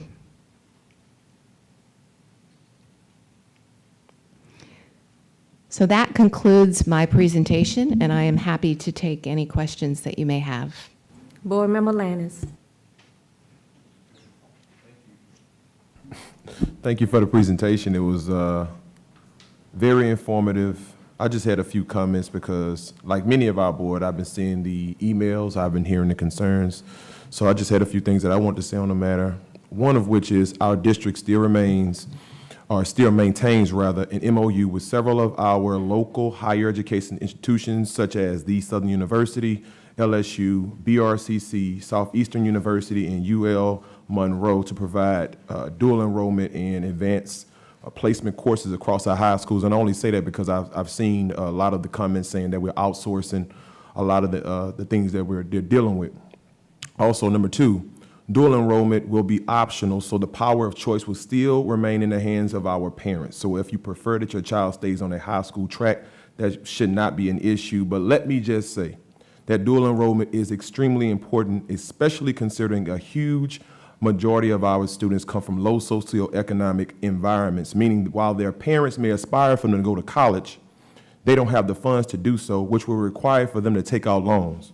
Programs like these will allow them to not only cut college tuition, it also gives them a 2-year advantage when you compare them to their college peers. Now, I heard you talk about some of the rankings amongst ASU prep, and I'm not even going into it because I'm trying to prop you all up. These are just the facts.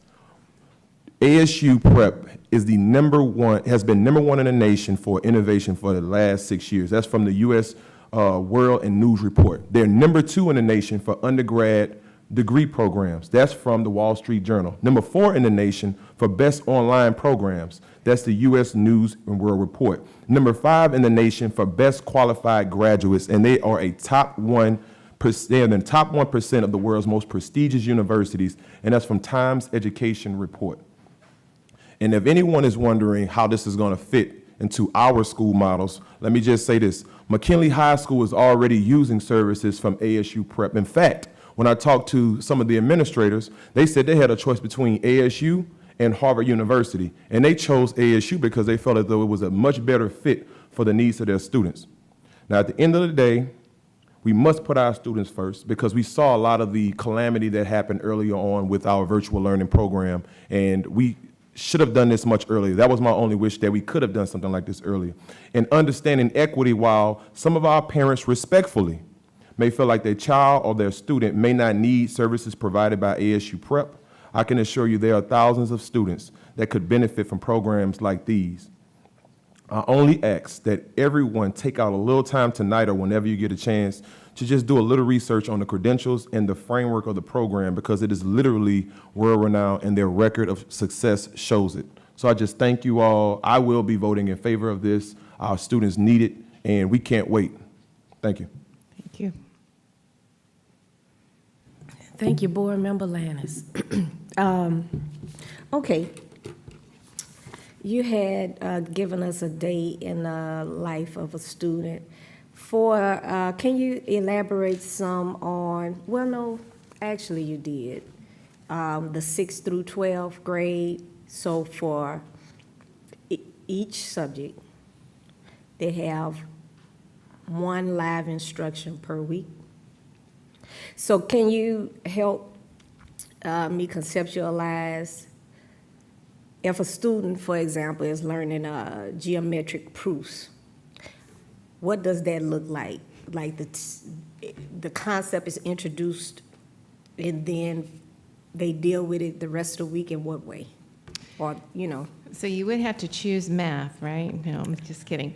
So let's assume that that is the new standard that they're being introduced to, that particular student. That's where they are in their learning trajectory. It is highly likely that will end up being the live lesson for that week, because what we try to choose are we call them the sticky lessons, the ones that are more difficult.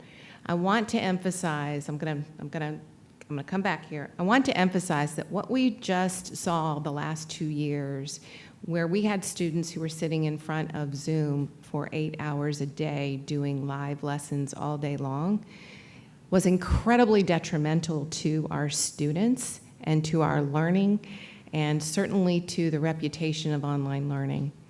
A well-designed virtual program, a well-designed online program that is asynchronous, which gives students the opportunity to have a personalized experience where they move forward with the scaffolding in that course, is not going to require that a student have to be in front of a teacher all day or every day for that period of time.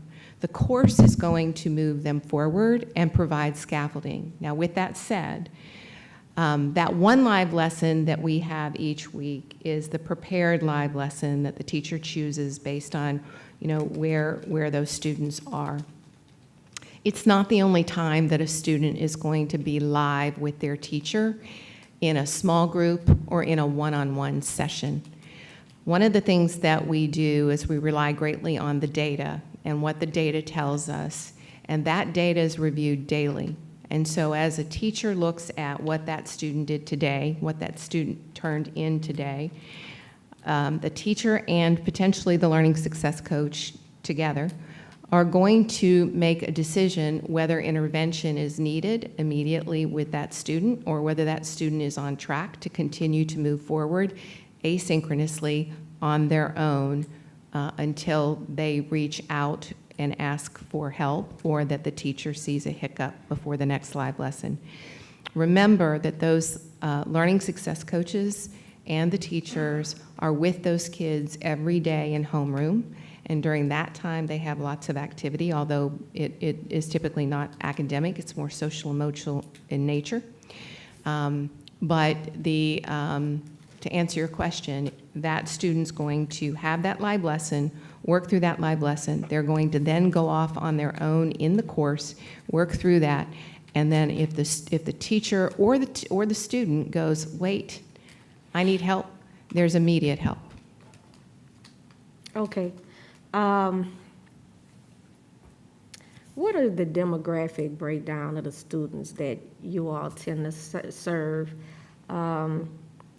Socioeconomic status, do y'all have data on that? Not just rate, well, I guess racial demographics as well as economic. We're serving students all over the world at this point in time. So literally, we're in 20 some odd countries. We are in 20 plus states. We are serving students, African American communities in East LA. We are serving students in North Dakota. We're serving students in Ohio. We are serving students. Can you by the next meeting, between now and the next meeting, can you all provide the demographic as well as the economic data of the students within the U.S.? We can. I don't know that we can provide the economic data because we are not allowed to collect that. That's voluntarily, and as is the demographic in terms of race. So we have what we have, but we cannot. I can. Let me just say we'll give you what we have. Okay, and then and also supplement that, if you will, recognizing what you just said. Virtual learning has been around for a while, and so I know at this point there's some common trends, et cetera, based on different styles of virtual learning. Can you pull together some research reference points on what the usual socioeconomic status is of students who can successfully navigate mostly asynchronous learning? We can give you the research that exists around that today. I think one of the things that's really important to note, and I'm sure I'm not telling you anything you don't know, but many of these students that have left our schools are students of color that are not coming back into our schools, and they are reaching for lifelines. And so as we're looking at how we train our staff, how we hire, and how we support, we're incredibly mindful of the fact that the demographic of those taking virtual learning courses is changing dramatically as we speak. Okay, thank you. Again, just whatever what we know of, the usual socioeconomic status of students who can successfully navigate mostly asynchronous learning. So one of the things, if you don't mind, I want to Yes, comment ma'am. on that. Asynchronous is not asynchronous, it's not asynchronous. It really depends on how the program wraps support. Okay. So there are some programs where the student has almost no interaction with a teacher. Mhm. They are literally on their own. And So that might be wrapped up in an asynchronous learning component or study. So I want to be very thoughtful about what we provide for you, because the results will be very different depending on the support structure that is wrapped around that student. Absolutely. Matter of fact, whatever research that is closest to you all's model, just share that, or if there's a couple of different models that are closer to y'all, closest to your model, just share that. All of that is totally understandable. And then what is the teacher-student ratio? The teacher-student ratio varies depending on the course oftentimes. So you may have a higher teacher-pupil ratio for history than you do for algebra or for a foreign language. But primarily, as an average, we map to the same teacher-pupil ratio as a typical high school. So if you think about a teacher in a high school that has 25 to 30 students in each one of their periods, then it would be approximately 150 to 1. They're not working with all those students at the same time, and as I mentioned earlier, the Learning Success Coach is an additional adult component that we provide. Okay, and then the student to teacher, the success coach to student ratio. 75 to 100 to 1, Okay. somewhere in that range. All right. And then the social worker student to student ratio? Well, at this point in time, we're looking at one social worker to provide for the 750 students, and we'll see how that goes. So that is something that we have not done before, so we're excited about that. Okay. Oh, and then this question is actually for the superintendent. What would the transition, assuming that this passed, what would the transition for students look like? We've actually, Go ahead. We've actually been working just while we're waiting to see if this proposal actually passed. We are putting an implementation plan that we can share at the board meeting, just to give families clear context at the board meeting about what the transition would look like. I will share that for all of our students, when they're starting out with us like this, we spend the first week teaching them how to learn in an online learning environment. That's one of the massive mistakes that's often made, is we make the assumption that every student under the age of 20 is tech savvy, and they may not be. And so learning how to learn in this environment is really critical for them to feel comfortable and successful, and to be able to move forward at a pace that is desired. And so that first week is really about learning the systems, understanding the protocols, and making sure that they can be successful in the learning environment. Okay, and so then learning the systems, getting familiar with you all's the online infrastructure. Okay, all right. And we teach the parents too. Okay, thank you very much, Board Member Gode. Yes, thank you very much. Impressive program you have here. Just a couple of questions that have come up. You mentioned the Louisiana standards, particularly in the high school area. How will you adapt your teaching program and your subjects to the Louisiana standards? I assuming that we're your first Louisiana outpost. That may be a bad assumption. I don't know. Well, we actually map to the national standards. So when we designed ASU Prep Digital, it was designed for the world, but very specifically in the United States. We map to the national standards, and then if indeed there are any gaps, we will customize content to fill those gaps for a particular state. And I know we have worked with your content folks to do a mapping. Thank you very much. And on your teachers, what are the certifications and qualifications for your teachers? We require that all of our teachers be certified in the subject that they teach. Okay, thank you. And, today we started off with a virtual school, and some of those virtual teachers were teachers that we hired. what is going to be how are those teachers going to be handled who came to work for us in the virtual? I guess they were our employees, not proximity, or were they proximity employees? I don't know the answers. I'm asking the question. Yeah, from our approach, we, as you know, we have a contract with Proximity that helps us staff for online, and so they are Proximity's employees that work with us. If we have for employees who work for us, if we have the program, then we will either figure out a way to help support the current work that would happen with ASU Prep, or have them go back into one of our vacant spots we have in our schools. Great, thank you. And I guess one other comment that I've heard several times is, why are we going out of state when we have these things? And I don't know, do we have someone from our HR department here? Because my question is, how many current vacancies do we have in our traditional schools right now? Is it still about 80? I believe so. Nicola, are you here? Nicola Hall, our chief of HR.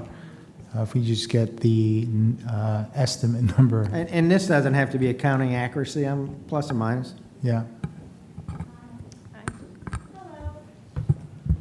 Yes, so we have 131 thus far as of today. Vacancies? Yes. Okay. And I'm assuming that if we had anybody to fill those, we would have hired them. Oh, yeah, we are actively trying every day to make sure, Okay, exhausting all options. So in many ways, this is being able to fill some of the vacancies we have, because the virtual school still has vacancies also. That is So correct. we're not taking jobs away from Louisiana people. If they were there and qualified, we'd hire them tomorrow.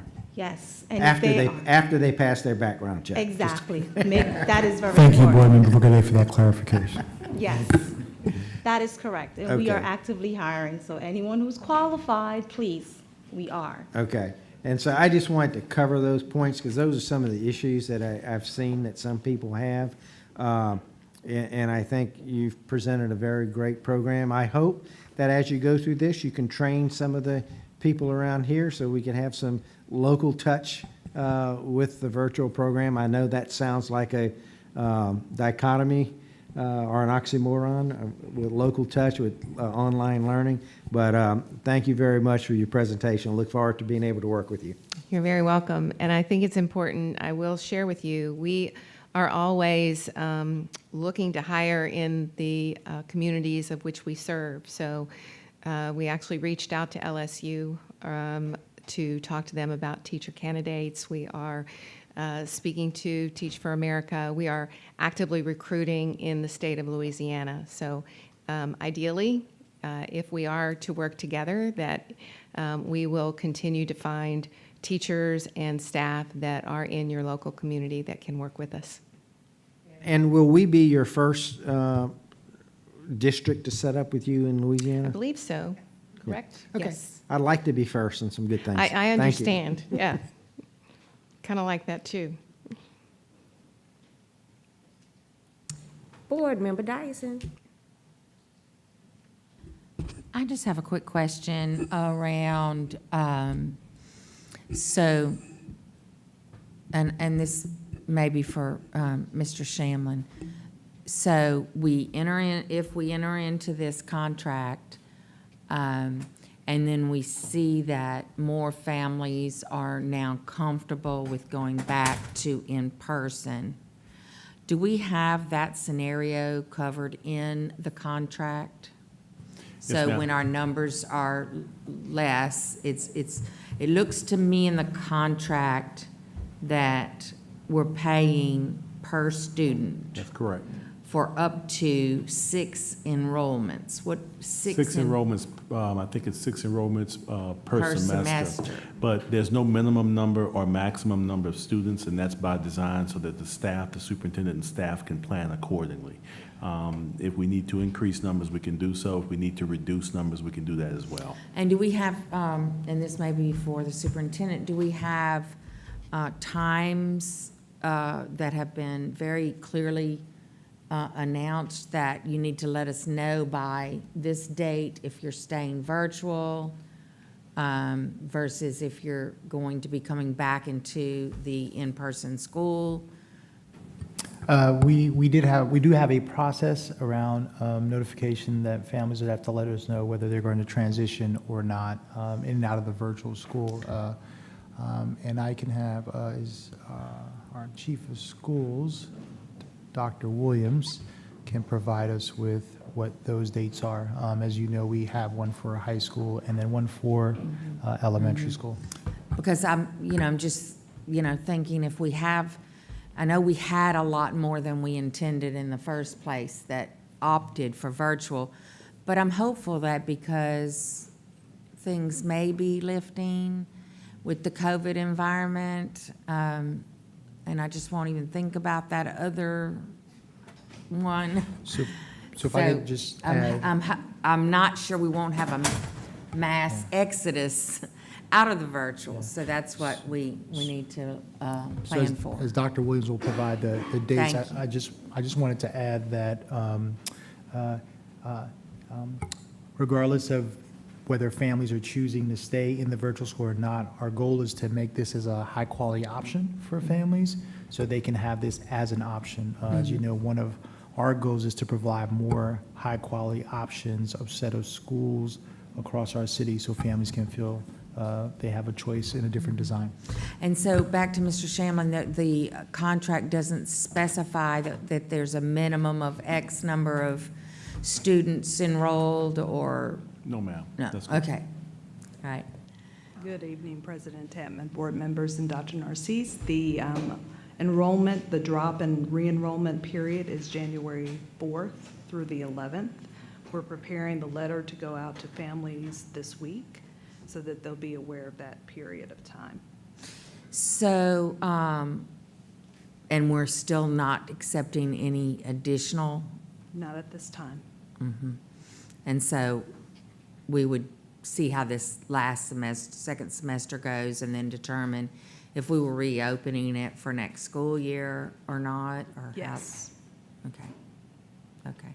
I just, the letter, I just want to make sure we've also got it all over our website clearly. Yes, it will be posted to the school's webpage as well. Great. Thank you so much. You're welcome. Board Member Ware Jackson. Thank you, Madam Vice President. Dr. Narcisse, would you speak to dual enrollment and AP as it relates to Arizona State, please? I know there's just been so much stuff in the air.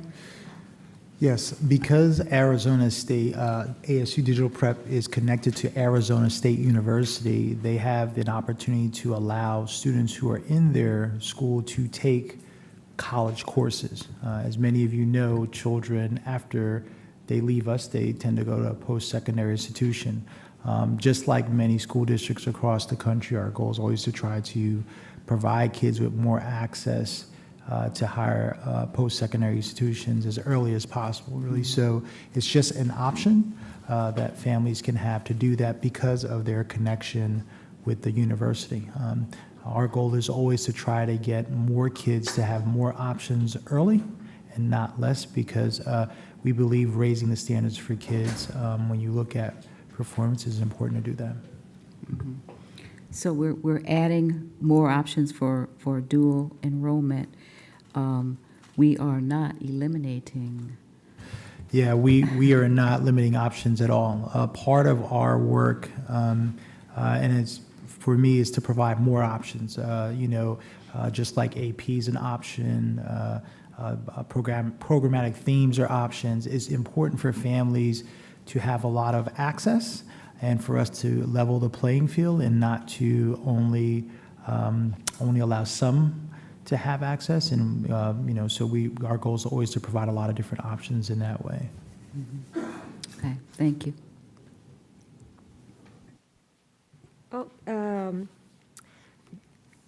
Can we get some clarity on what enrollment means when we say 6 enrollments per student? I don't think we really got a definition of the term. When you say enrollment, what that means? Is that like class, or what is that? It is. So if they Okay. take 6 classes per semester, those are 6 enrollments. So at the end of a year, they will have 12. Okay, thank you. And then Superintendent, assuming that this passes, then how will, or council, general counsel, how will the proximity contract be dealt with or be proposed to be dealt with? Well, I don't want to overstep superintendent, but we do have an exit clause in that contract that we'll execute. Okay, But I want to let the superintendent speak about the transition. I think that's probably more the question. okay. Yes, Vice President Collins, our goal would be to exit the 612 from the contract, and Okay. then go from there. Okay, and then I'm assuming does the nature of the exit allow, is there any additional costs we have to, like, is it similar to having to buy out a contract, or is it just a service stopped at such and such point and payment stops at that point? No buyout. Okay, No buyout. Notices are required. We would take care of those and then handle the proper notices in writing and then negotiate out, but there are no buyouts. thank you, thank you. Board Member Gode. Thank you. I just wanted to follow up on Board Member Ware Jackson's questions. Just for clarity, so everyone understands, what we're talking about here with ASU is dual enrollment for the students enrolled in the virtual school. That is all that we're talking about right now. For those students enrolled in the virtual school, is there an opportunity for AP classes, or is it just the dual enrollment that is available to the virtual students? Through ASU, we only offer ASU courses. That's fine. That was just a question. I just wanted Yes. to understand. But everything we're talking about, the dual enrollment and things right now, are for the students enrolled in the virtual school. Can I just add to that question?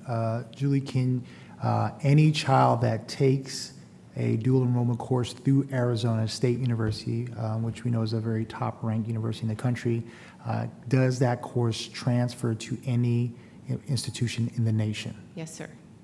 Thank you. That includes Harvard, Yale, Yes, or? sir. Thank you. Board Member Bernard. Thank you, Ms. Collins. Has anyone from our guidance council, guidance department, is anyone from the guidance department here? Maybe Ms. Ms. Dupre can Dupree? answer this question. Yes.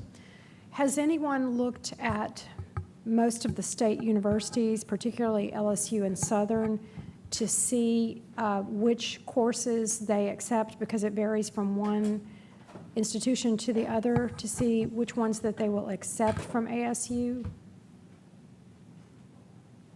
Has anyone looked at those lists? Because it's typically on the website, and the only person that's looking for that is the student that's entering. A freshman student who's leaving high school and entering college is going to look to see which, but we need to know that in advance. Yes, ma'am. And that would be like an articulation pathway. Yeah. And that is something we do look at, and we will continue to look at that to make sure the courses do go as they need to be. I want that for next week when we vote on this. Yes, ma'am. Okay, thank you. Board Member Dyson. I actually feel like maybe my questions are premature in that we are really just speaking of the virtual school, and we're not talking about anything other than that that's going to affect our other in-person students at all right now. So I'm going to hold my questions until we get to that next discussion. Thank you. Thank you. Seeing no further requests to speak from the board, any public comment?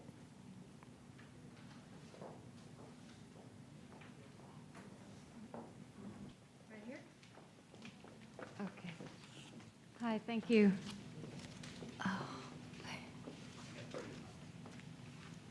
Okay, thank you. Suzanne Beasley, thank you for the opportunity to talk tonight. I am here as a concerned parent speaking on this topic. I have a couple of other concerned parents here as well, I think. I have a student at Glasgow Middle School gifted program, and I have a student at Baton Rouge High. And I understand the need for the supplemental virtual instruction as has been discussed. But in doing so, I want to make sure that should this trickle at some point in the future into the rest of the non-virtual kids, that we are not doing a disservice to the programs and the kids who are currently receiving a fantastic education like mine are, and that they will not be limited or restricted as has been mentioned. So I have two questions and a comment, if I may. Yesterday afternoon, when I read the memo that was posted for this topic, myself and many other parents that I'm in touch with were very alarmed when we read the phrase that has since been omitted, saying all first-time ninth graders will be enrolled in a minimum of 4 dual enrollment courses. And it goes on. And I appreciate, Mr. Superintendent, that you said this was a mistake, a typo, and had been removed. But since that was up as of yesterday, as you can imagine, it caused quite a flurry of discussions. And so I guess my first question to you is regarding this paragraph that had been removed. What happened to this agenda item? Because it did seem very definitive and potentially restrictive. And when can we expect to see this reinstated and possibly coming for a vote? My second question is, how can we be assured that your efforts to level the playing field, in doing this, you will not restrict those who are at the higher achieving schools, such as Baton Rouge High, with a curriculum where potentially the courses would be at a lower level than their current options that the kids have? So as I said, I'm here representing a large amount of parents. I've been a serving officer on Glasgow PTO for 6 years. I've talked with many of them. The questions and concerns are here tonight with me. So like many of them, myself included, we have moved from private schools and have chosen the advanced programs that EBR had to offer, and we would love to stay on that track all the way through graduation. In the future, if this Thank you for your time. program was Thank you. mainstreamed. Thank you for your time. Your time is up. Thank you for, and your questions, for clarity, your questions will be treated as comment because only the board members, okay, never mind. One of my colleagues said that they will take up your question as their question. So you can just wait until she has an opportunity to ask your question. Okay, thank you. Next.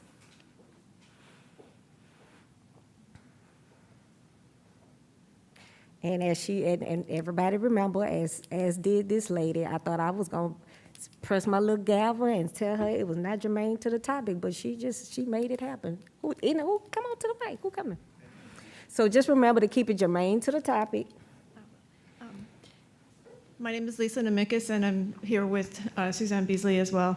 And I guess I would just like to reach out to you all and thank you for your efforts in providing as many options as you can. I think our concern lies with what Jill Dyson mentioned too, and that there was published material, referring to grade 9 students. And I was just wondering, maybe at some point, if there could be some clarity on, what entering grade 9 students can expect, because it seems to me that both of these initiatives that we're talking about tonight, either both the virtual academy, but also the references to the AP classes. There were also some comments about APs being limited for incoming grade 9 students, and just some specific information on what grade 9 students can expect, like both in the short term for the fall, is a big concern because we don't have that many chances, that much time, to plan for our children's education in the fall. And then, some of the longer term plans for the AP classes, because that's been thrown out there too. And it seems like the comments are coming around, but just some specific clarity on, what future plans are, in the short term and in the long term, I think would be appreciated by myself and by a lot of parents. That's my comment. Thank you. Next.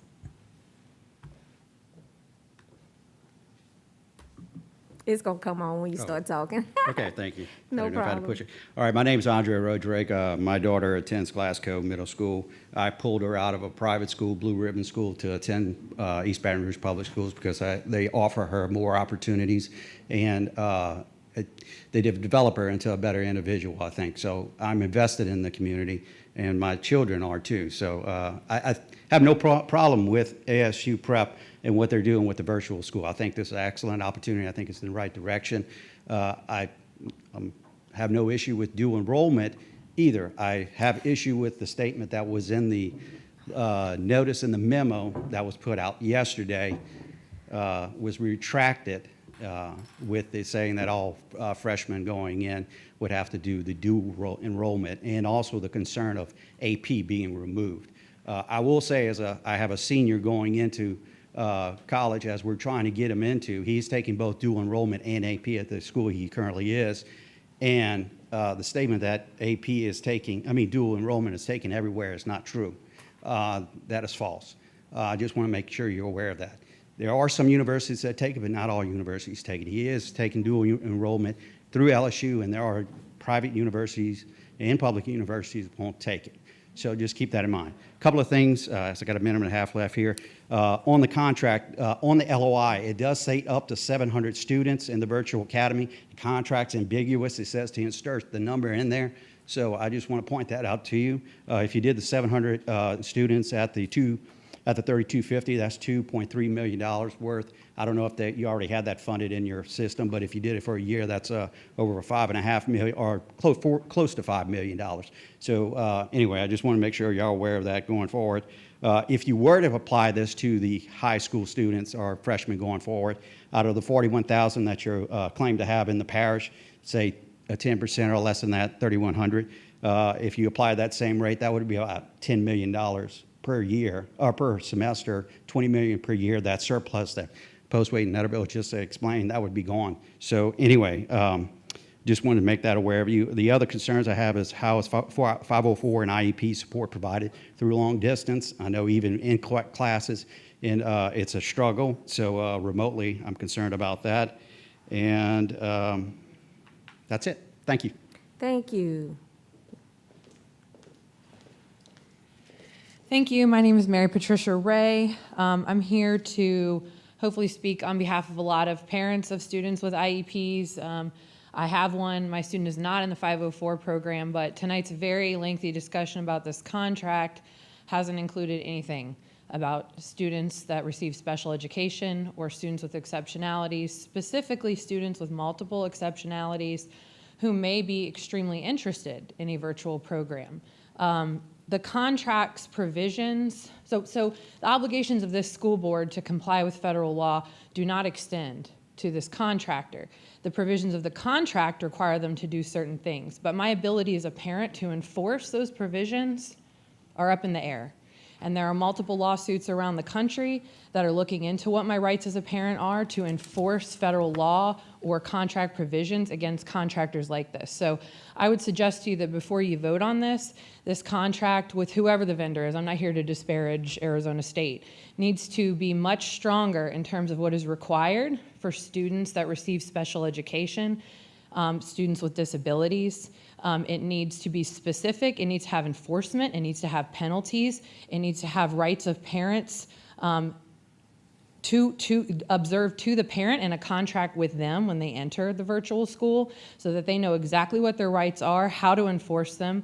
They need to have the ability to leave the virtual school at their option at any time they deem that the virtual school is not complying with what would otherwise be provided by law in the district. It is already hard enough to get enforcement of federal law in this district. I'm a parent who's been told that my child can be removed from his school at any time for any reason, and he's 4 years old. Our district's lawyer was on the call when that happened. It's already hard enough. So don't make it harder for parents to enforce their rights under this contract or under any other contract. Thank you. Thank you.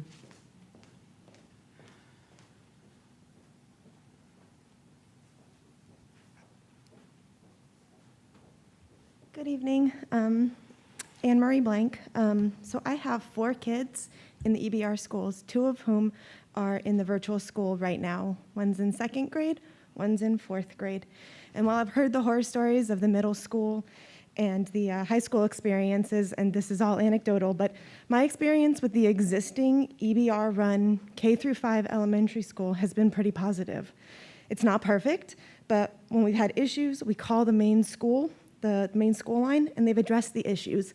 So today, we woke up, my son's Chromebook wasn't working. We called the school, we were able to go to the school, replace the Chromebook, come back home before lunch, and have a working device before lunchtime.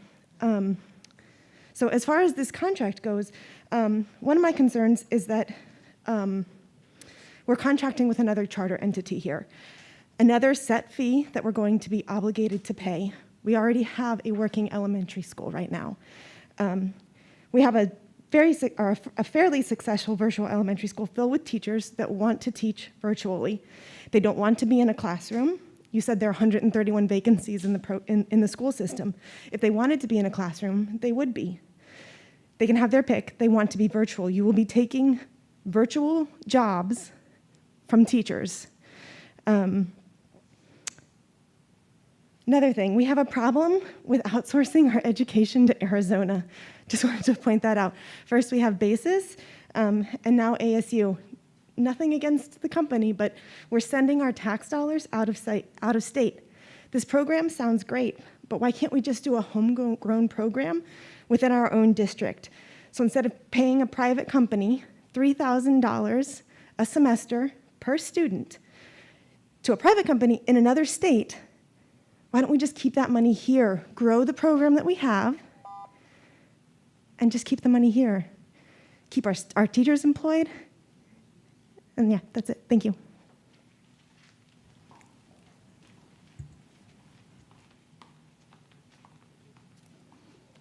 Hi, Colleen Kissel.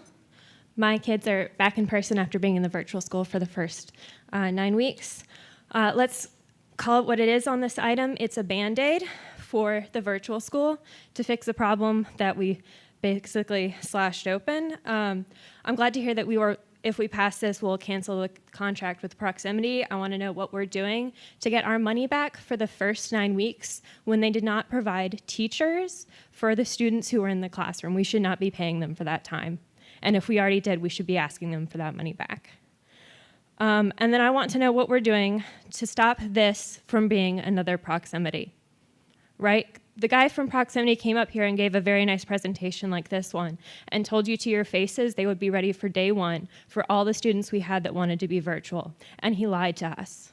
He lied to every single one of us. And then he came here later and he said, we're hiring teachers. They'll start next week. And he was also lying, right? I'm sure she's very nice. I'm sure this presentation was made by a very nice person, but she could be lying.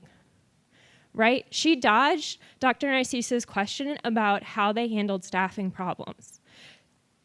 She says they have 14,000 people trained, but that's not 14,000 people employed. How many people are actually employed there, and how many will be working on day 1?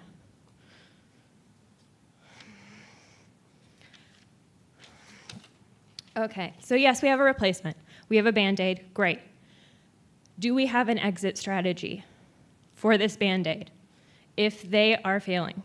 Under their terms and conditions on their website, it's like 20 pages.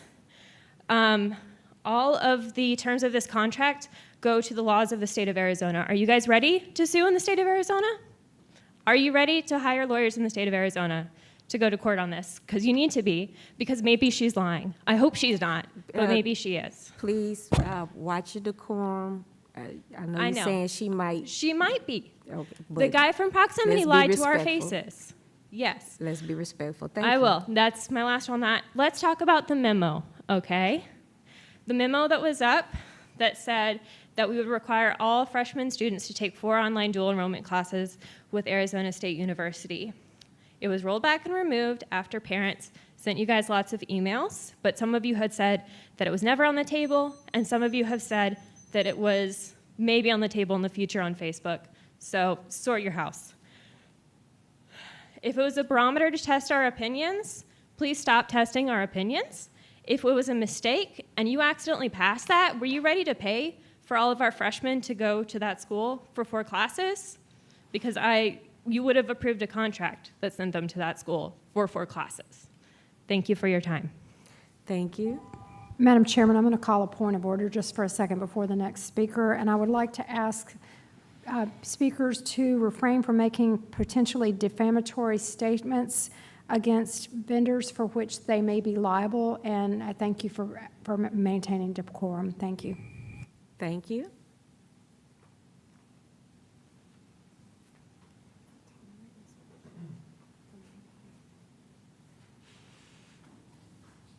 Then the other mic, please. Thank you, ma'am. No problem.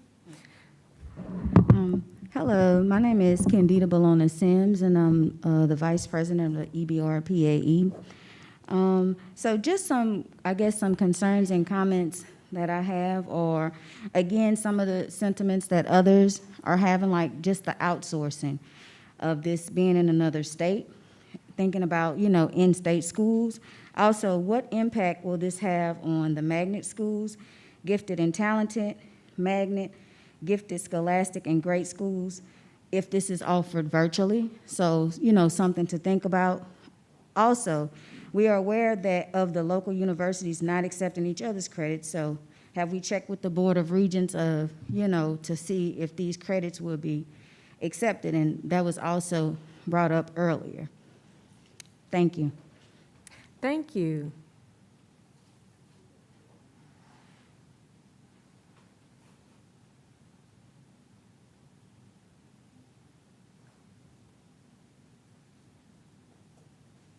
Good evening, everyone. My name is Maria Harmon, a constituent in District 6, and also one of the co-directors of Step Up Louisiana.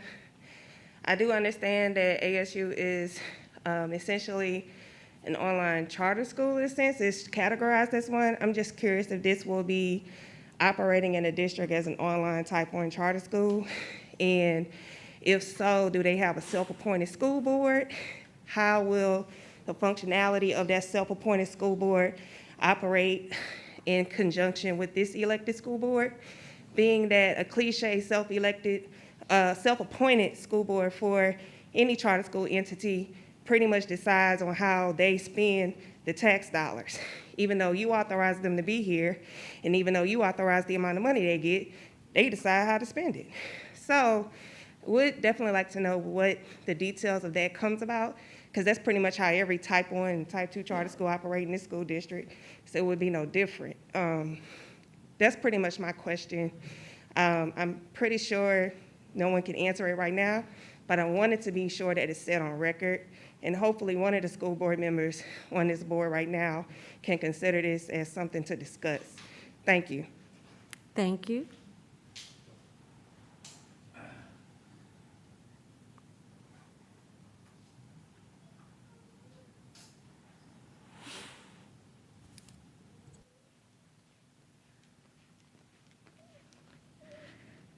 Good afternoon. First and foremost, I would like to thank y'all for entertaining our comments. Second, I'm gonna thank the nice individuals for doing the presentation. Now I would like to give a comment. Last I remember, our Board of Elementary Secondary Education is the department that is responsible for actually giving mandates when it comes to what the curriculums and everything is supposed to be, including mandates such as mandatory classes of dual enrollment for our children. Number 2, my child who's standing behind me has an individualized education plan.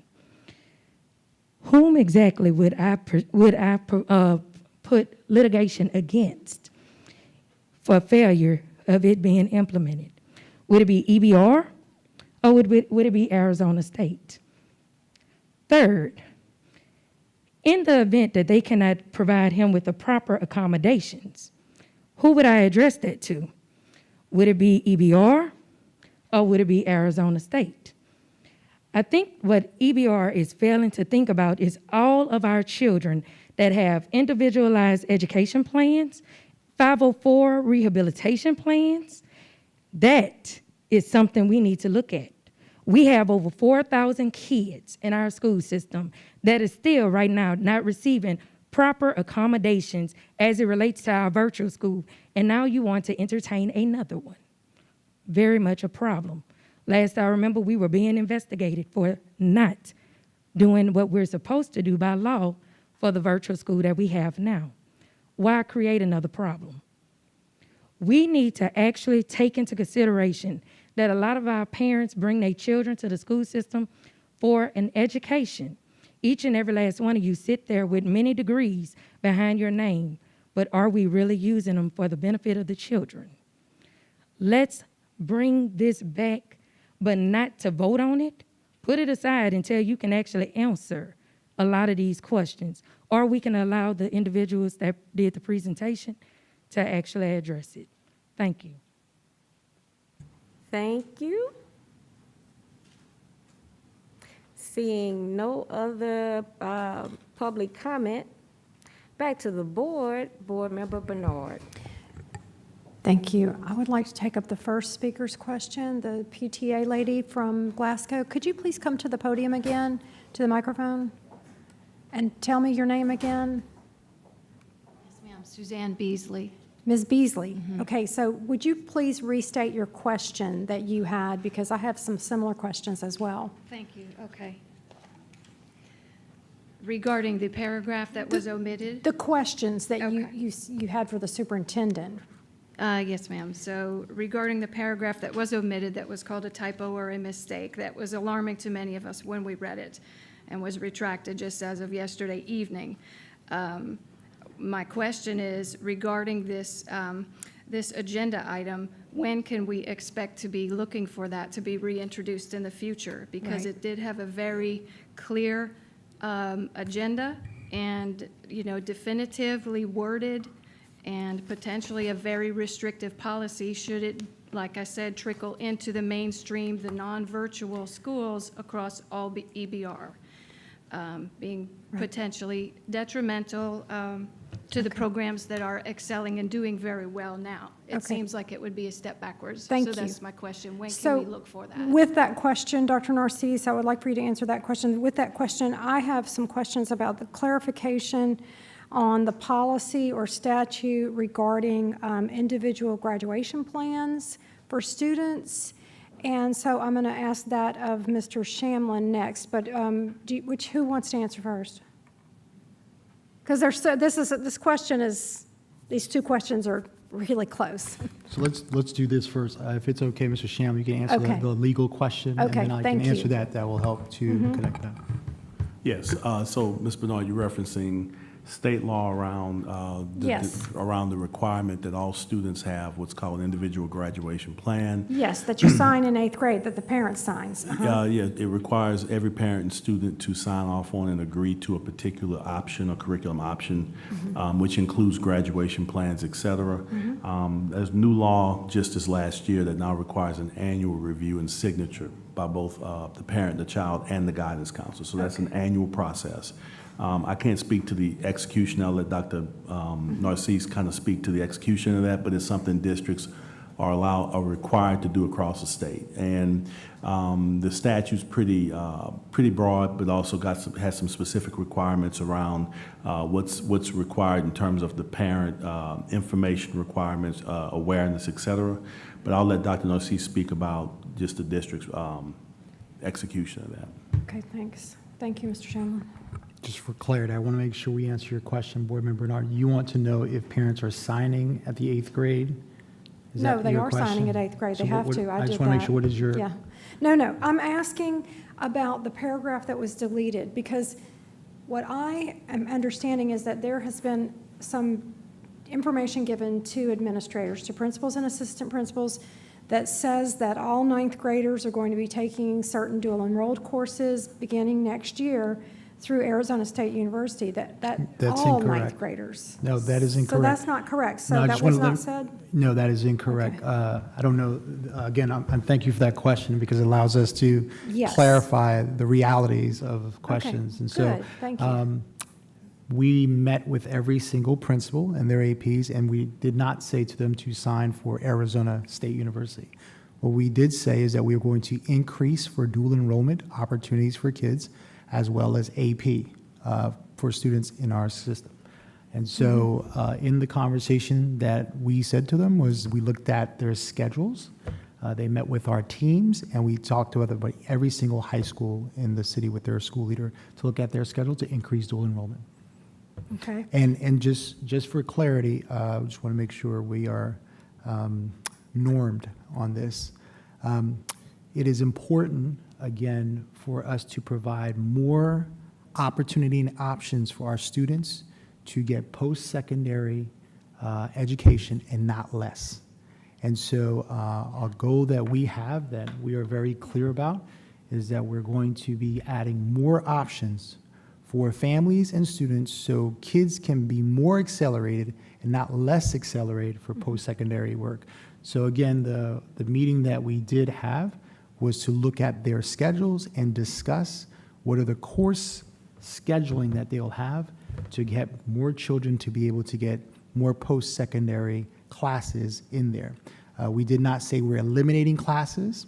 We met with every principal, high school principal in the city, including Baton Rouge High's principal, and talked through what it would look like. Every school leader walked out with us and agreed and talked about what would that mean for their community. We also talked about the level of education that we have to do in this community, about courses and post-secondary courses. We've also worked with post-secondary institutions, LSU, Southern University, BRCC, deans, professors, the commissioner of the state, and also state officials to talk about what are the things we can do to build equity and access across for students. Currently in our school system, we've created a school system where only our higher level families who are well educated and have access are getting much more access to opportunities than our poorer families and communities in this community. And so, again, I want to just reiterate what I shared in the beginning. There is a lot of false information that is being sent out in our community. And I understand there's a lot of motivation behind that, but we are not eliminating AP. We're not eliminating magnet. We're not telling families they can't have more. We are increasing dual enrollment, and we are working with our post-secondary institutions on that. But it is important as a parish that we continue to provide more opportunities for families and not less. And also, I will add, we have to have higher expectations for all kids in our school system, not just for some.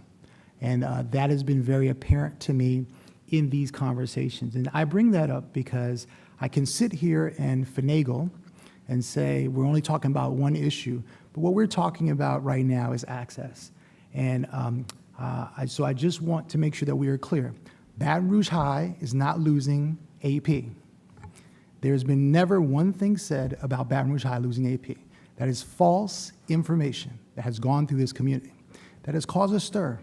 And what I have spoken to the principal of that high school, who's with me on making sure that we can communicate to our communities that we're trying to provide more access, AP, dual enrollment, and also industry-based certification as a part of our work. And we are moving into that direction. Okay, I have some more questions. I just want to clarify with you, Dr. Narcisse, that these are options and not requirements. Children will have a course catalog schedule, and families can have the option on whether they want courses to count as college or not. But we are going to expose children to dual enrollment and AP classes. Okay, and also that we're not changing any of our current programming. We're going to continue to offer everything that we are currently offering. We're going to offer more than what we have, not the current, because the current is not enough. Right, I'm saying this And is so in I just addition wanna- to that. Yes, Yeah. correct. Yeah. We have to do more acceleration for all children in this parish, not just for some. Good, thank you. Thank you. I wanted to also say something else that I didn't know a lot as a parent when my child was leaving high school of what he would do with his dual enrolled and what he would do with his AP. I didn't know where he would go to college, but he did land at an out-of-state university, which did accept all of his Louisiana dual enrolled credits and all of his AP credits. So I think it's great for parents to look at all of those options. I would want to, the information that I asked of Ms. Dupre at the next meeting, I do want to know which of the state universities, because I'm not going to go across the country and look at every university and find out who accepts ASU's credits, but I want to know which courses they accept and which courses they do not accept at all of our, just our biggest state universities probably. So I just want to repeat this again, because I think, again, it's important that our community is educated. This is why I asked Julie in the question. Arizona State is a much higher ranking institution than our flagship institution in this state. Their credits will transfer to any university in the nation. What I would strongly suggest is that we have to be mindful that we cannot be a community that keeps thinking about why things cannot happen, but why things can happen. We have many families in this community frustrated that we are not innovating fast enough and providing options. And so, as you saw, Board Member Lannis read to you in this community, in this meeting, they are top ranked in the country in a whole lot of areas, and we are still questioning them. I think that is, we need to take a harder look at ourselves to say, is that the right thing to do? I understand that there's all these questions, but when we went down the road of opening up the virtual school, we knew before we opened the virtual school, same questions that were asked, that it was going to be a heavy lift and a capacity. And even though we wanted to outsource it in the beginning, because of the challenges of that, we said we weren't going to do it, so we tried to do internal, knowing that we as a system are not specialists in this world. So then we went out to find the best in the country to bring here to Baton Rouge to be able to provide a better opportunity for the kids who are in the virtual program. And so that's what we did. It is our job, it is our fiduciary responsibility to vet all of these providers. So I think that you should be mindful of that. And Board Member Collins, I would just want to make sure that. Excuse me? I just want to make sure, sorry, Board Member Bernard. I agree with you. It is the board's responsibility to do that. But it's also my responsibility as a superintendent of schools to ensure that students are first, not adults. Absolutely. Performance is first, and students have access, and we're not limiting them. And also and to I think it's communicate important for them to accurately. have access across to make sure that education is happening. I don't want to debate with you on the floor about that, but I think it's important to say that because we are in a space where there's a lot of division and misinformation. And although I take full responsibility that the typo happened, but we are not going to limit children in this city to have access for higher level courses.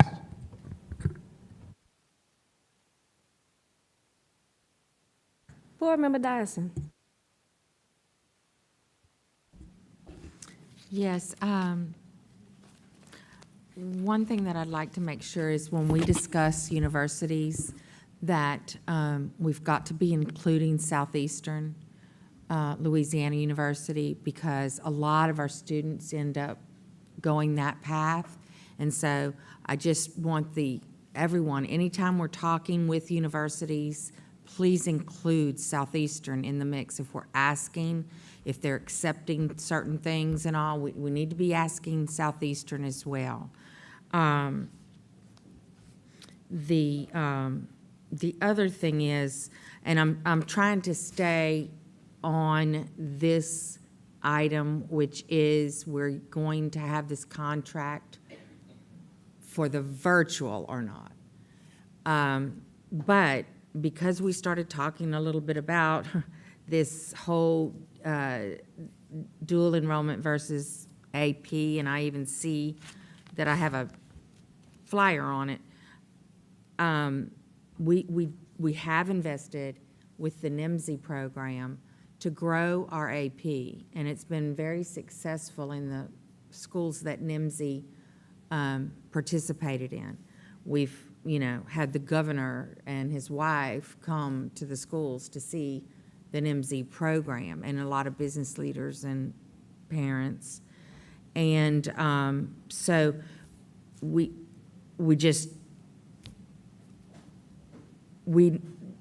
need to make sure that what we are doing is increasing parental choice.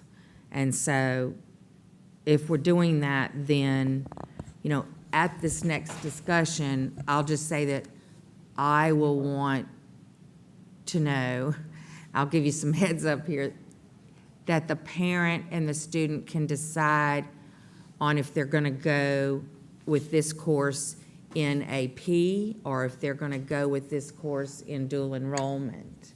And then they get to decide which of those they're, you know, that if there's these 4 mandates that AP would count as well as the dual enrollment for the students and parents that opt that. And then we've had conversations about the students and parents who are concerned about the dual enrollment grade following their child on a college transcript, and it may be lower than it could have been. And I know from personal experience that Southeastern, they take both, even of their own classes taught at their own site, they take both the lower grade and the higher grade if it's been retaken and gotten a higher grade, and they take them both into the overall GPA. Board Member Dyson. And Board Member Dyson. excuse me. Board Member Dyson, I apologize. I realize I've let us digress into a Yes. dual enrollment specific discussion. Right. It was, people were very clever at being, at incorporating in their discussion ways to tie it to the agenda. But at this point, I want to apologize for letting us digress this far because we're not even talking about the contract at this point. Well, I am, and we've allowed this to happen. I wasn't intending to say anything But yet Board Member about Dyson, can you at least play it off and AP, tie it but to the other contract? people have been allowed, other board members Because the other as well. people actually tied it to the contract. I'm not trying to be ugly, I apologize, but I'm trying to bring us back in. Okay, so my 'cause next question is Thank you. this: is this going to be another charter? This was asked, and I'm asking for Ms. Harmon, who came up and asked these questions. She asked, is this going to be another charter with its own school board? No, this is not a charter school. This is a school that is an EBR school, and ASU will be running that school for us. Okay. Thank you so much. I appreciate that clarity. Thank you, Board Member. For clarity on what Board Member Dyson just asked, I would like to ask a follow-up with the charter school. Is this a situation in which there are more than one legal entities? And so, yes, there's an ASU digital charter, but the contract we're doing is a ASU incorporation that's affiliated, or, you know, is that what this is? ASU does have a charter, but we are not. This is not with the charter entity? It's not a charter, It's yes. another legal entity? Yes, so- Separately incorporated? Okay, because I did have that Yes, similar that is concern. correct. But if that's what it is, then, okay. And then, I would like for us to look at the contract language regarding IEP and figuring out how to add some teeth to that. Because we need to do that because we still on the hook, because choosing ASU, they may not be legally required to do A, B, C, X, Y, Z to fulfill IEPs, but we have a duty to make sure that that is provided. And so we need to figure out what to do in that regard. And thank you. Vice President, can I Yes. respond to that? This is an EBR school, and we are required by law to have all the same criterias in terms of laws and regulation of any other school. So yes, it is a virtual school, but it will abide by all the same same laws and everything. And Yeah. Shamlin is- I'll clarify that for you. We are the Okay. contracting managing party. Okay. And so we're the party primarily responsible for providing services to the children. Okay. And we're contracting with an entity to assist with providing those services. We are responsible for making sure that we meet all federal and state laws with regard to students with disabilities, et cetera. And that does not go away, whether it's written to the contract or not. It's our responsibility to make sure that our provider meets those minimum requirements. So I'll look at the contract to see if I can negotiate some additional language, but we are always bound by Okay. federal and state law. That's part and parcel of being a public education system. And maybe the contract language can simply reflect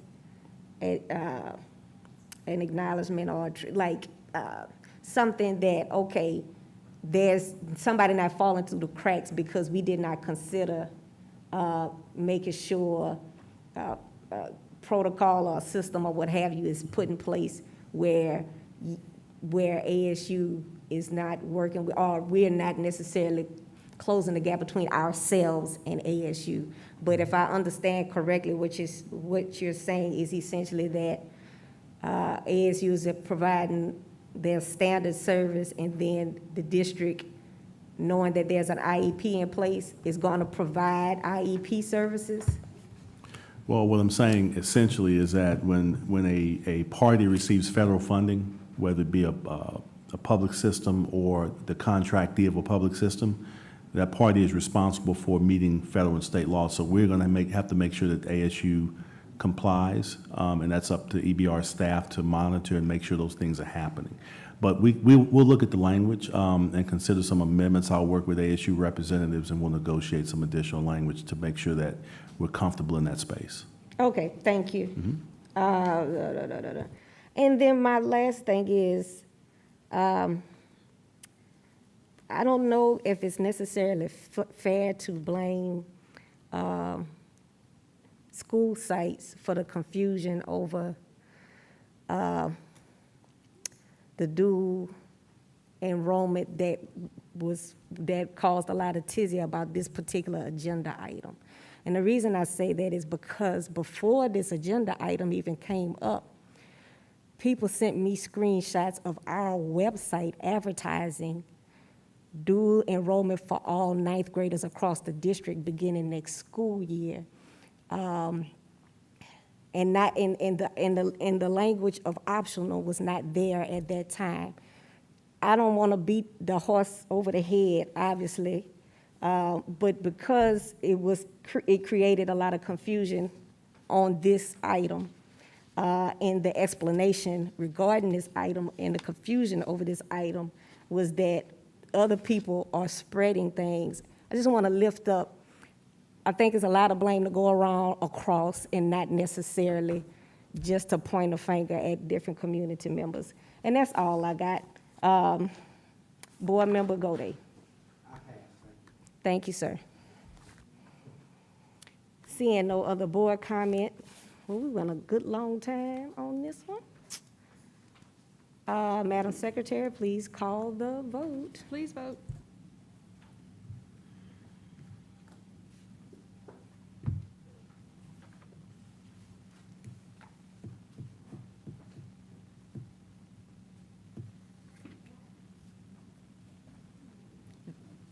None of y'all have it? It's blanking on my end. Let's see.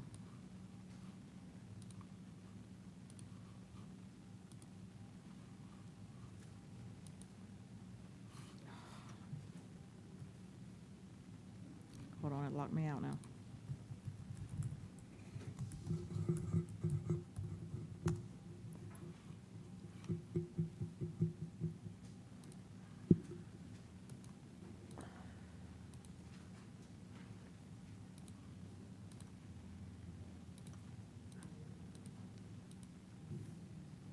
Please vote.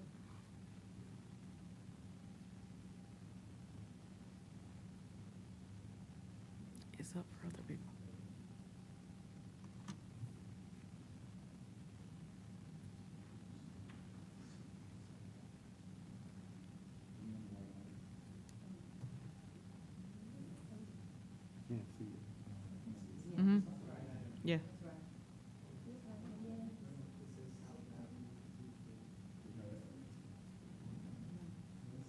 I don't know why it's showing there, up there. I'm looking at professional services, Baton Rouge.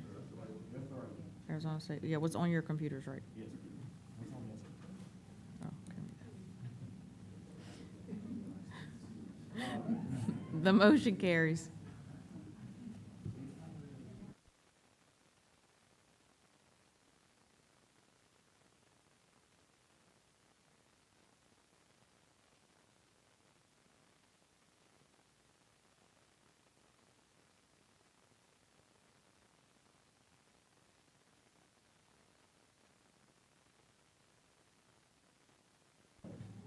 Motion, I'm sorry, you didn't hear me. Motion carried. Thank you. Ooh, all right, moving forward. Item D7, architect selection, South Baton Rouge Pre-K to 12th grade school facility complex. Consideration of approval of the Architectural Selection Committee of Grace EBR Curtis Architects for architectural design consulting services for pre-K to 12th grade school facility complex, RFQ solicitation number 421. Can I get a motion, Board President Tapman and Board Member Bernard? Board Member Lannis. Thank you, Madam Vice President. I don't really have an extended question. I guess my biggest question is, it says South Baton Rouge pre-K through 12th grade. I'm just trying to get some familiarity around what school are we talking about? I'll speak to that. And so if you remember, we issued an RFP back in October to solicit architects to design the tax plan school located in South Baton Rouge. And it actually originally was designed as a K-12 school, so we're hiring an architectural firm to give us maximum plans for a K-12 school or anything less. So this is the return to the board to approve a recommendation of an architect in that project. Okay, that was the only thing. I think the last time I read a little differently. My apologies. Thank you. And then a constituent had asked me, and this is just a procedural question, regarding the site being K through 12. And my response was, yes, we have discussed it, K through 12, but is the language in the tax plan for K through 12, or did we specifically vote on K through 12? How did that, so I can answer the constituent's question? The language in the tax plan is for a school in the southern part of Baton Rouge. The RFP issued was for architects to design a K-12 school because we have not yet decided what the layout and the programming of the school will be. Okay. So we need to give them maximum authority to design something for us, if that makes sense. Okay, and then so for further clarity, as we figuring out property use, and this architect gives us some ideas, it's not that this is saying for sure it's going to be a K-12. That's correct. Okie dokie, thank you. All right, Board Member Ware Jackson. Thank you, ma'am. Is anybody here from the RFQ committee could answer a couple questions for me? Ms. Monique Scott Spalding. Thank you. It was a little hard to determine what the decision was based on. I noticed that, in the backup, it spoke of a three-tier, a top tier, middle, and lower tier. There was a lot of information about the difficulty to get all the people together, and it was kind of time was of the essence. There was also a mention of benchmark criteria for consideration, but it wasn't in the backup, and neither were any bids. So I have a presentation. Do you mind if I go through that presentation? It may answer your question, and if you have further questions, I'm happy to do that at the end. Okay. Okay. So thanks for the opportunity to speak to you. Our process was there was an RFQ that the board approved in May of 2020. We obviously advertised for the RFQ that was done through the Advocate in September. The proposals were due in October. We had 9 respondents. One of them actually withdrew because of capacity issues.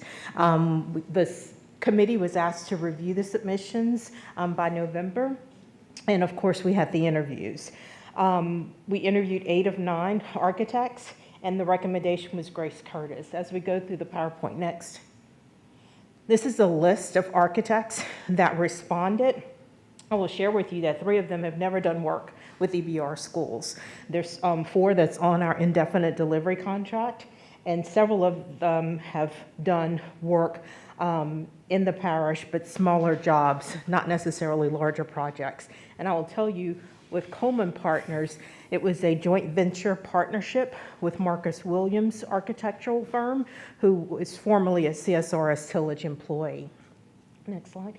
So with the scoring, and this will lead to your question, there were only 4 members of the committee. You saw in the reporting that there were some issues with timelines to find people who could support the interview time for the selection committee. And so CSRS Tillage and Mr. Shamlin and I had a discussion. There's some property, actually 2 properties, that I think CSRS Tillage is looking at for this. And there's a timeline, a 90-day window, to be able to assess that property and assure that it can accommodate what's in the tax plan for building. And so we pushed forward to be able to select the architect sooner rather than later to be able to do that assessment.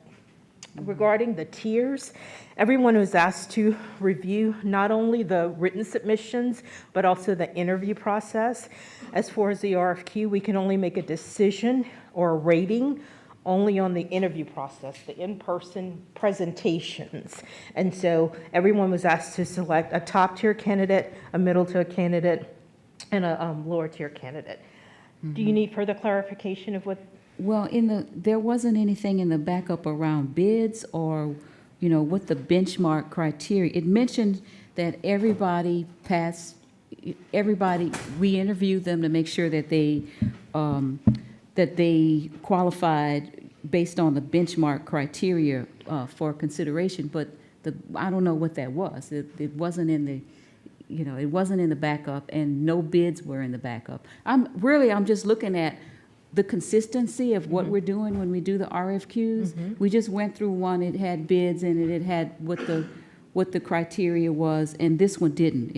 It spoke a lot about the difficulty in getting it done quickly and the urgency and all. I understand that, and you explain a little better what the number 1, number 2, number 3 top tier, but what was it based on? So the criteria for submission, I'm assuming, is what you're asking, so I'll speak a little bit to that. I'm just using the language that was in the letter, in the backup. Right. In quotes, I'm saying benchmark criteria for consideration. I didn't know what that was, so just looking for some clarity on that. Architects, first of all, we cannot ask them for pricing. This is a request for qualifications. They're just telling us the work that they've done in the past. Correct. It's not for bid, so there will be no pricing. That's not part of the process. And we also looked at their work, right? A portfolio of their work that's related to the size of projects, whether or not they would meet the fair share requirements. That was part of it. Whether or not they've done work with the district,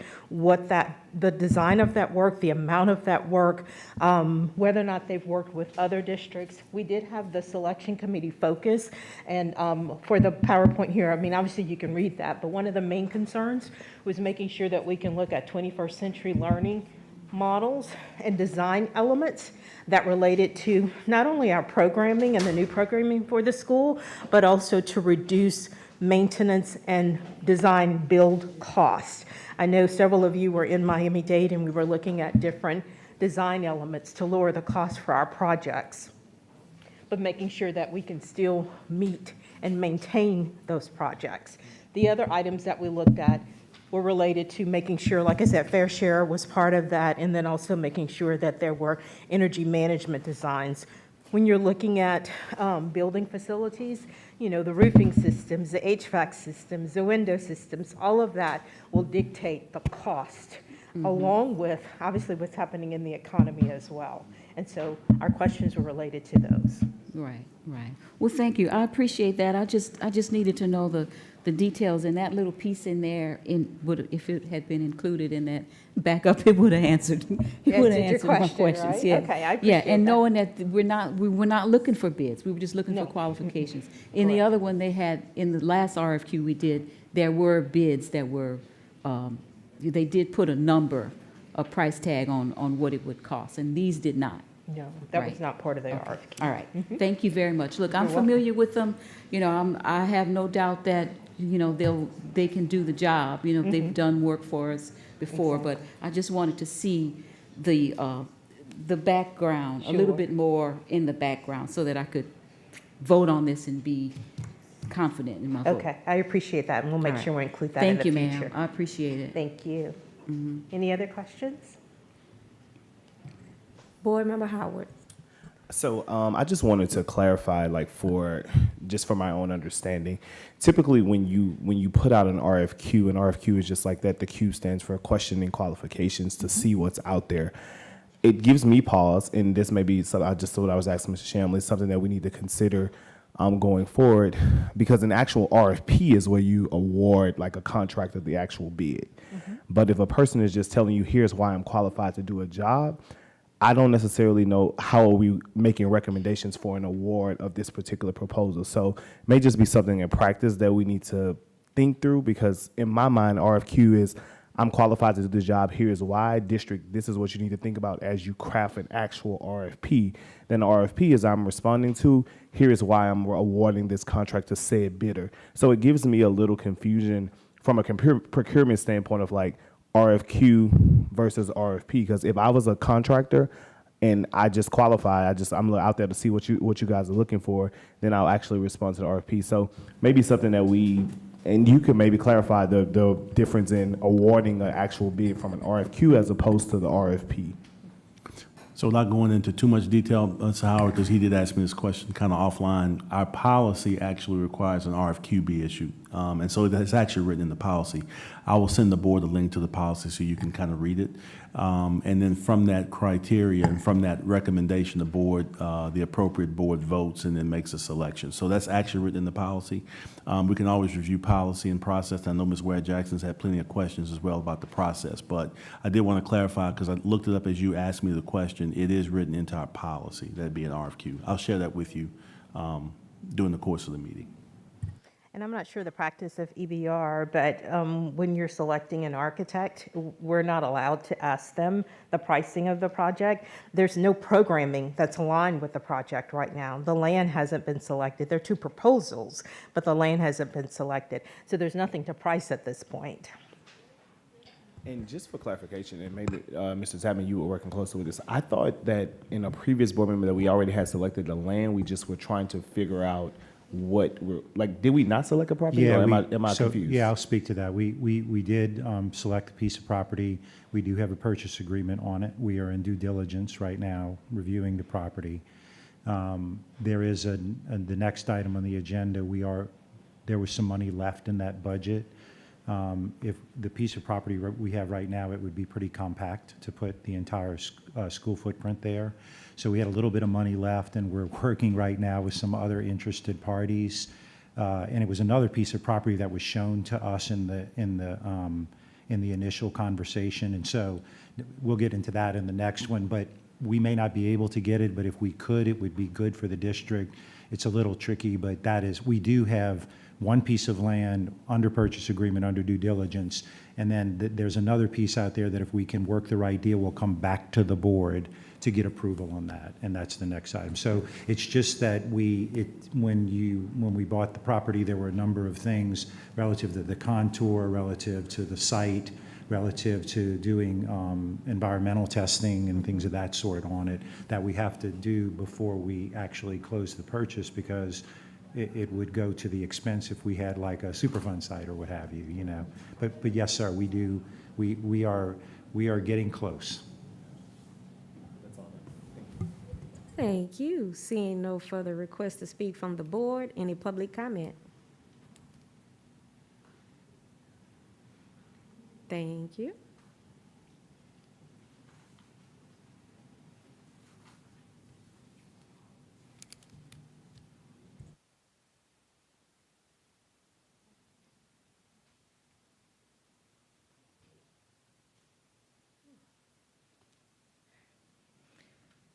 I have several questions that I think that our board should actually consider.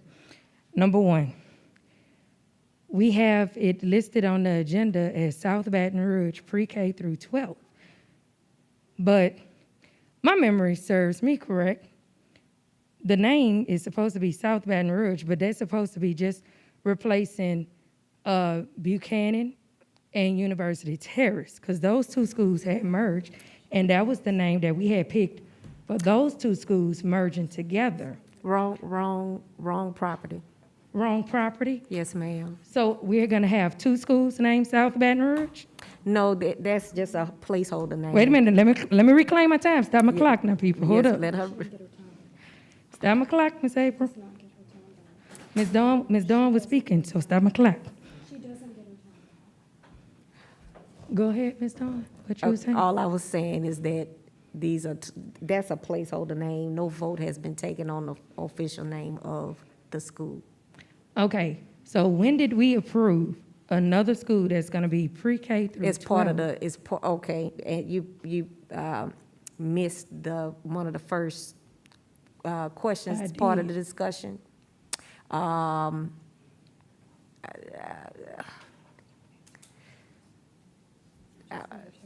Go ahead and finish your comment. I'm just letting you know, because I'm not supposed to take questions. So just go ahead and give her time. Yes, back. ma'am. If I'm confused and I'm having to ask that question, then that means that the general public is confused as well. Because the general public actually voted to name South Baton Rouge to replace Buchanan and University Terrace. So if I'm confused about it, then the rest of the public is too, because I know I actually showed up for a lot of the things dealing with that. But as it relates to actually picking a company to actually deal with construction for our schools, we actually need to make sure that these companies actually will build our facilities in ADA compliance. Right now, we have a lot of buildings, including this one that we have in our meeting in right now, that is not in ADA compliance. This building is not handicap accessible for my child. My child. It's not handicap accessible, and he's not even in a wheelchair. So imagine those individuals that have to use a stroller, a walker, a 3.4-point walker, is not in compliance, which means that we can actually get fined. You know, there are many attorneys that actually deal with ADA specifically for individuals that actually need it. And we have a lot of staff that are disabled or that are elderly. And so y'all will end up being elderly too. And that would be something that you can benefit from. So I just think that when we think of these construction companies, that we need to make buildings that are accessible for all, not just some. Thank you. Thank you. Seeing no further public comment, back to the board. Board Member Lannis. Thank you, Madam Vice President. I just wanted to add an extended layer of clarity. So I did hear that one of the schools is supposed to be named South Baton Rouge Elementary. That's just simply not true. Buchanan and University Terrace are going to be merged to create McKinley Elementary. We have voted on that. We've talked about that. In fact, I want to say like 2 meetings ago, we talked about this. So I just want to put that out there. And I also want to just verify and clarify, rather, that any public-run entity has to comply with the Americans with Disabilities Act. That includes EBR school system. That includes any other publicly run entity that receives any federal funding anywhere. And that covers anybody that has a disability or exceptionality. We do not get around that. If we did, we would be fined. We would have several different complaints from the federal government, which we have not. So I just wanted to clarify that. Thank you, Board Member Lannis. Seeing no other requests to speak from the board, Madam Secretary, please call the vote. Please vote.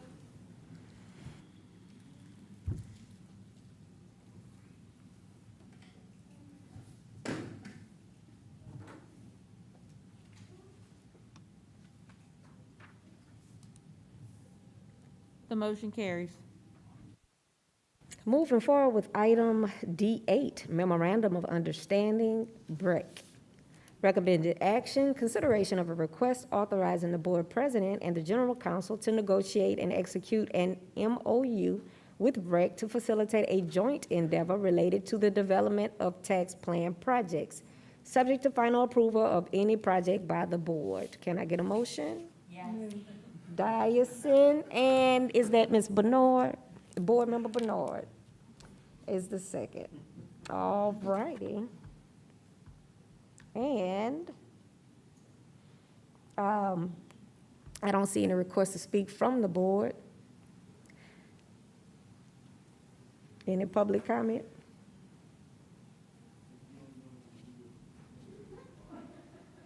Seeing no public comment, back to the board. Seeing none, Madam Secretary, please call the vote. Please vote.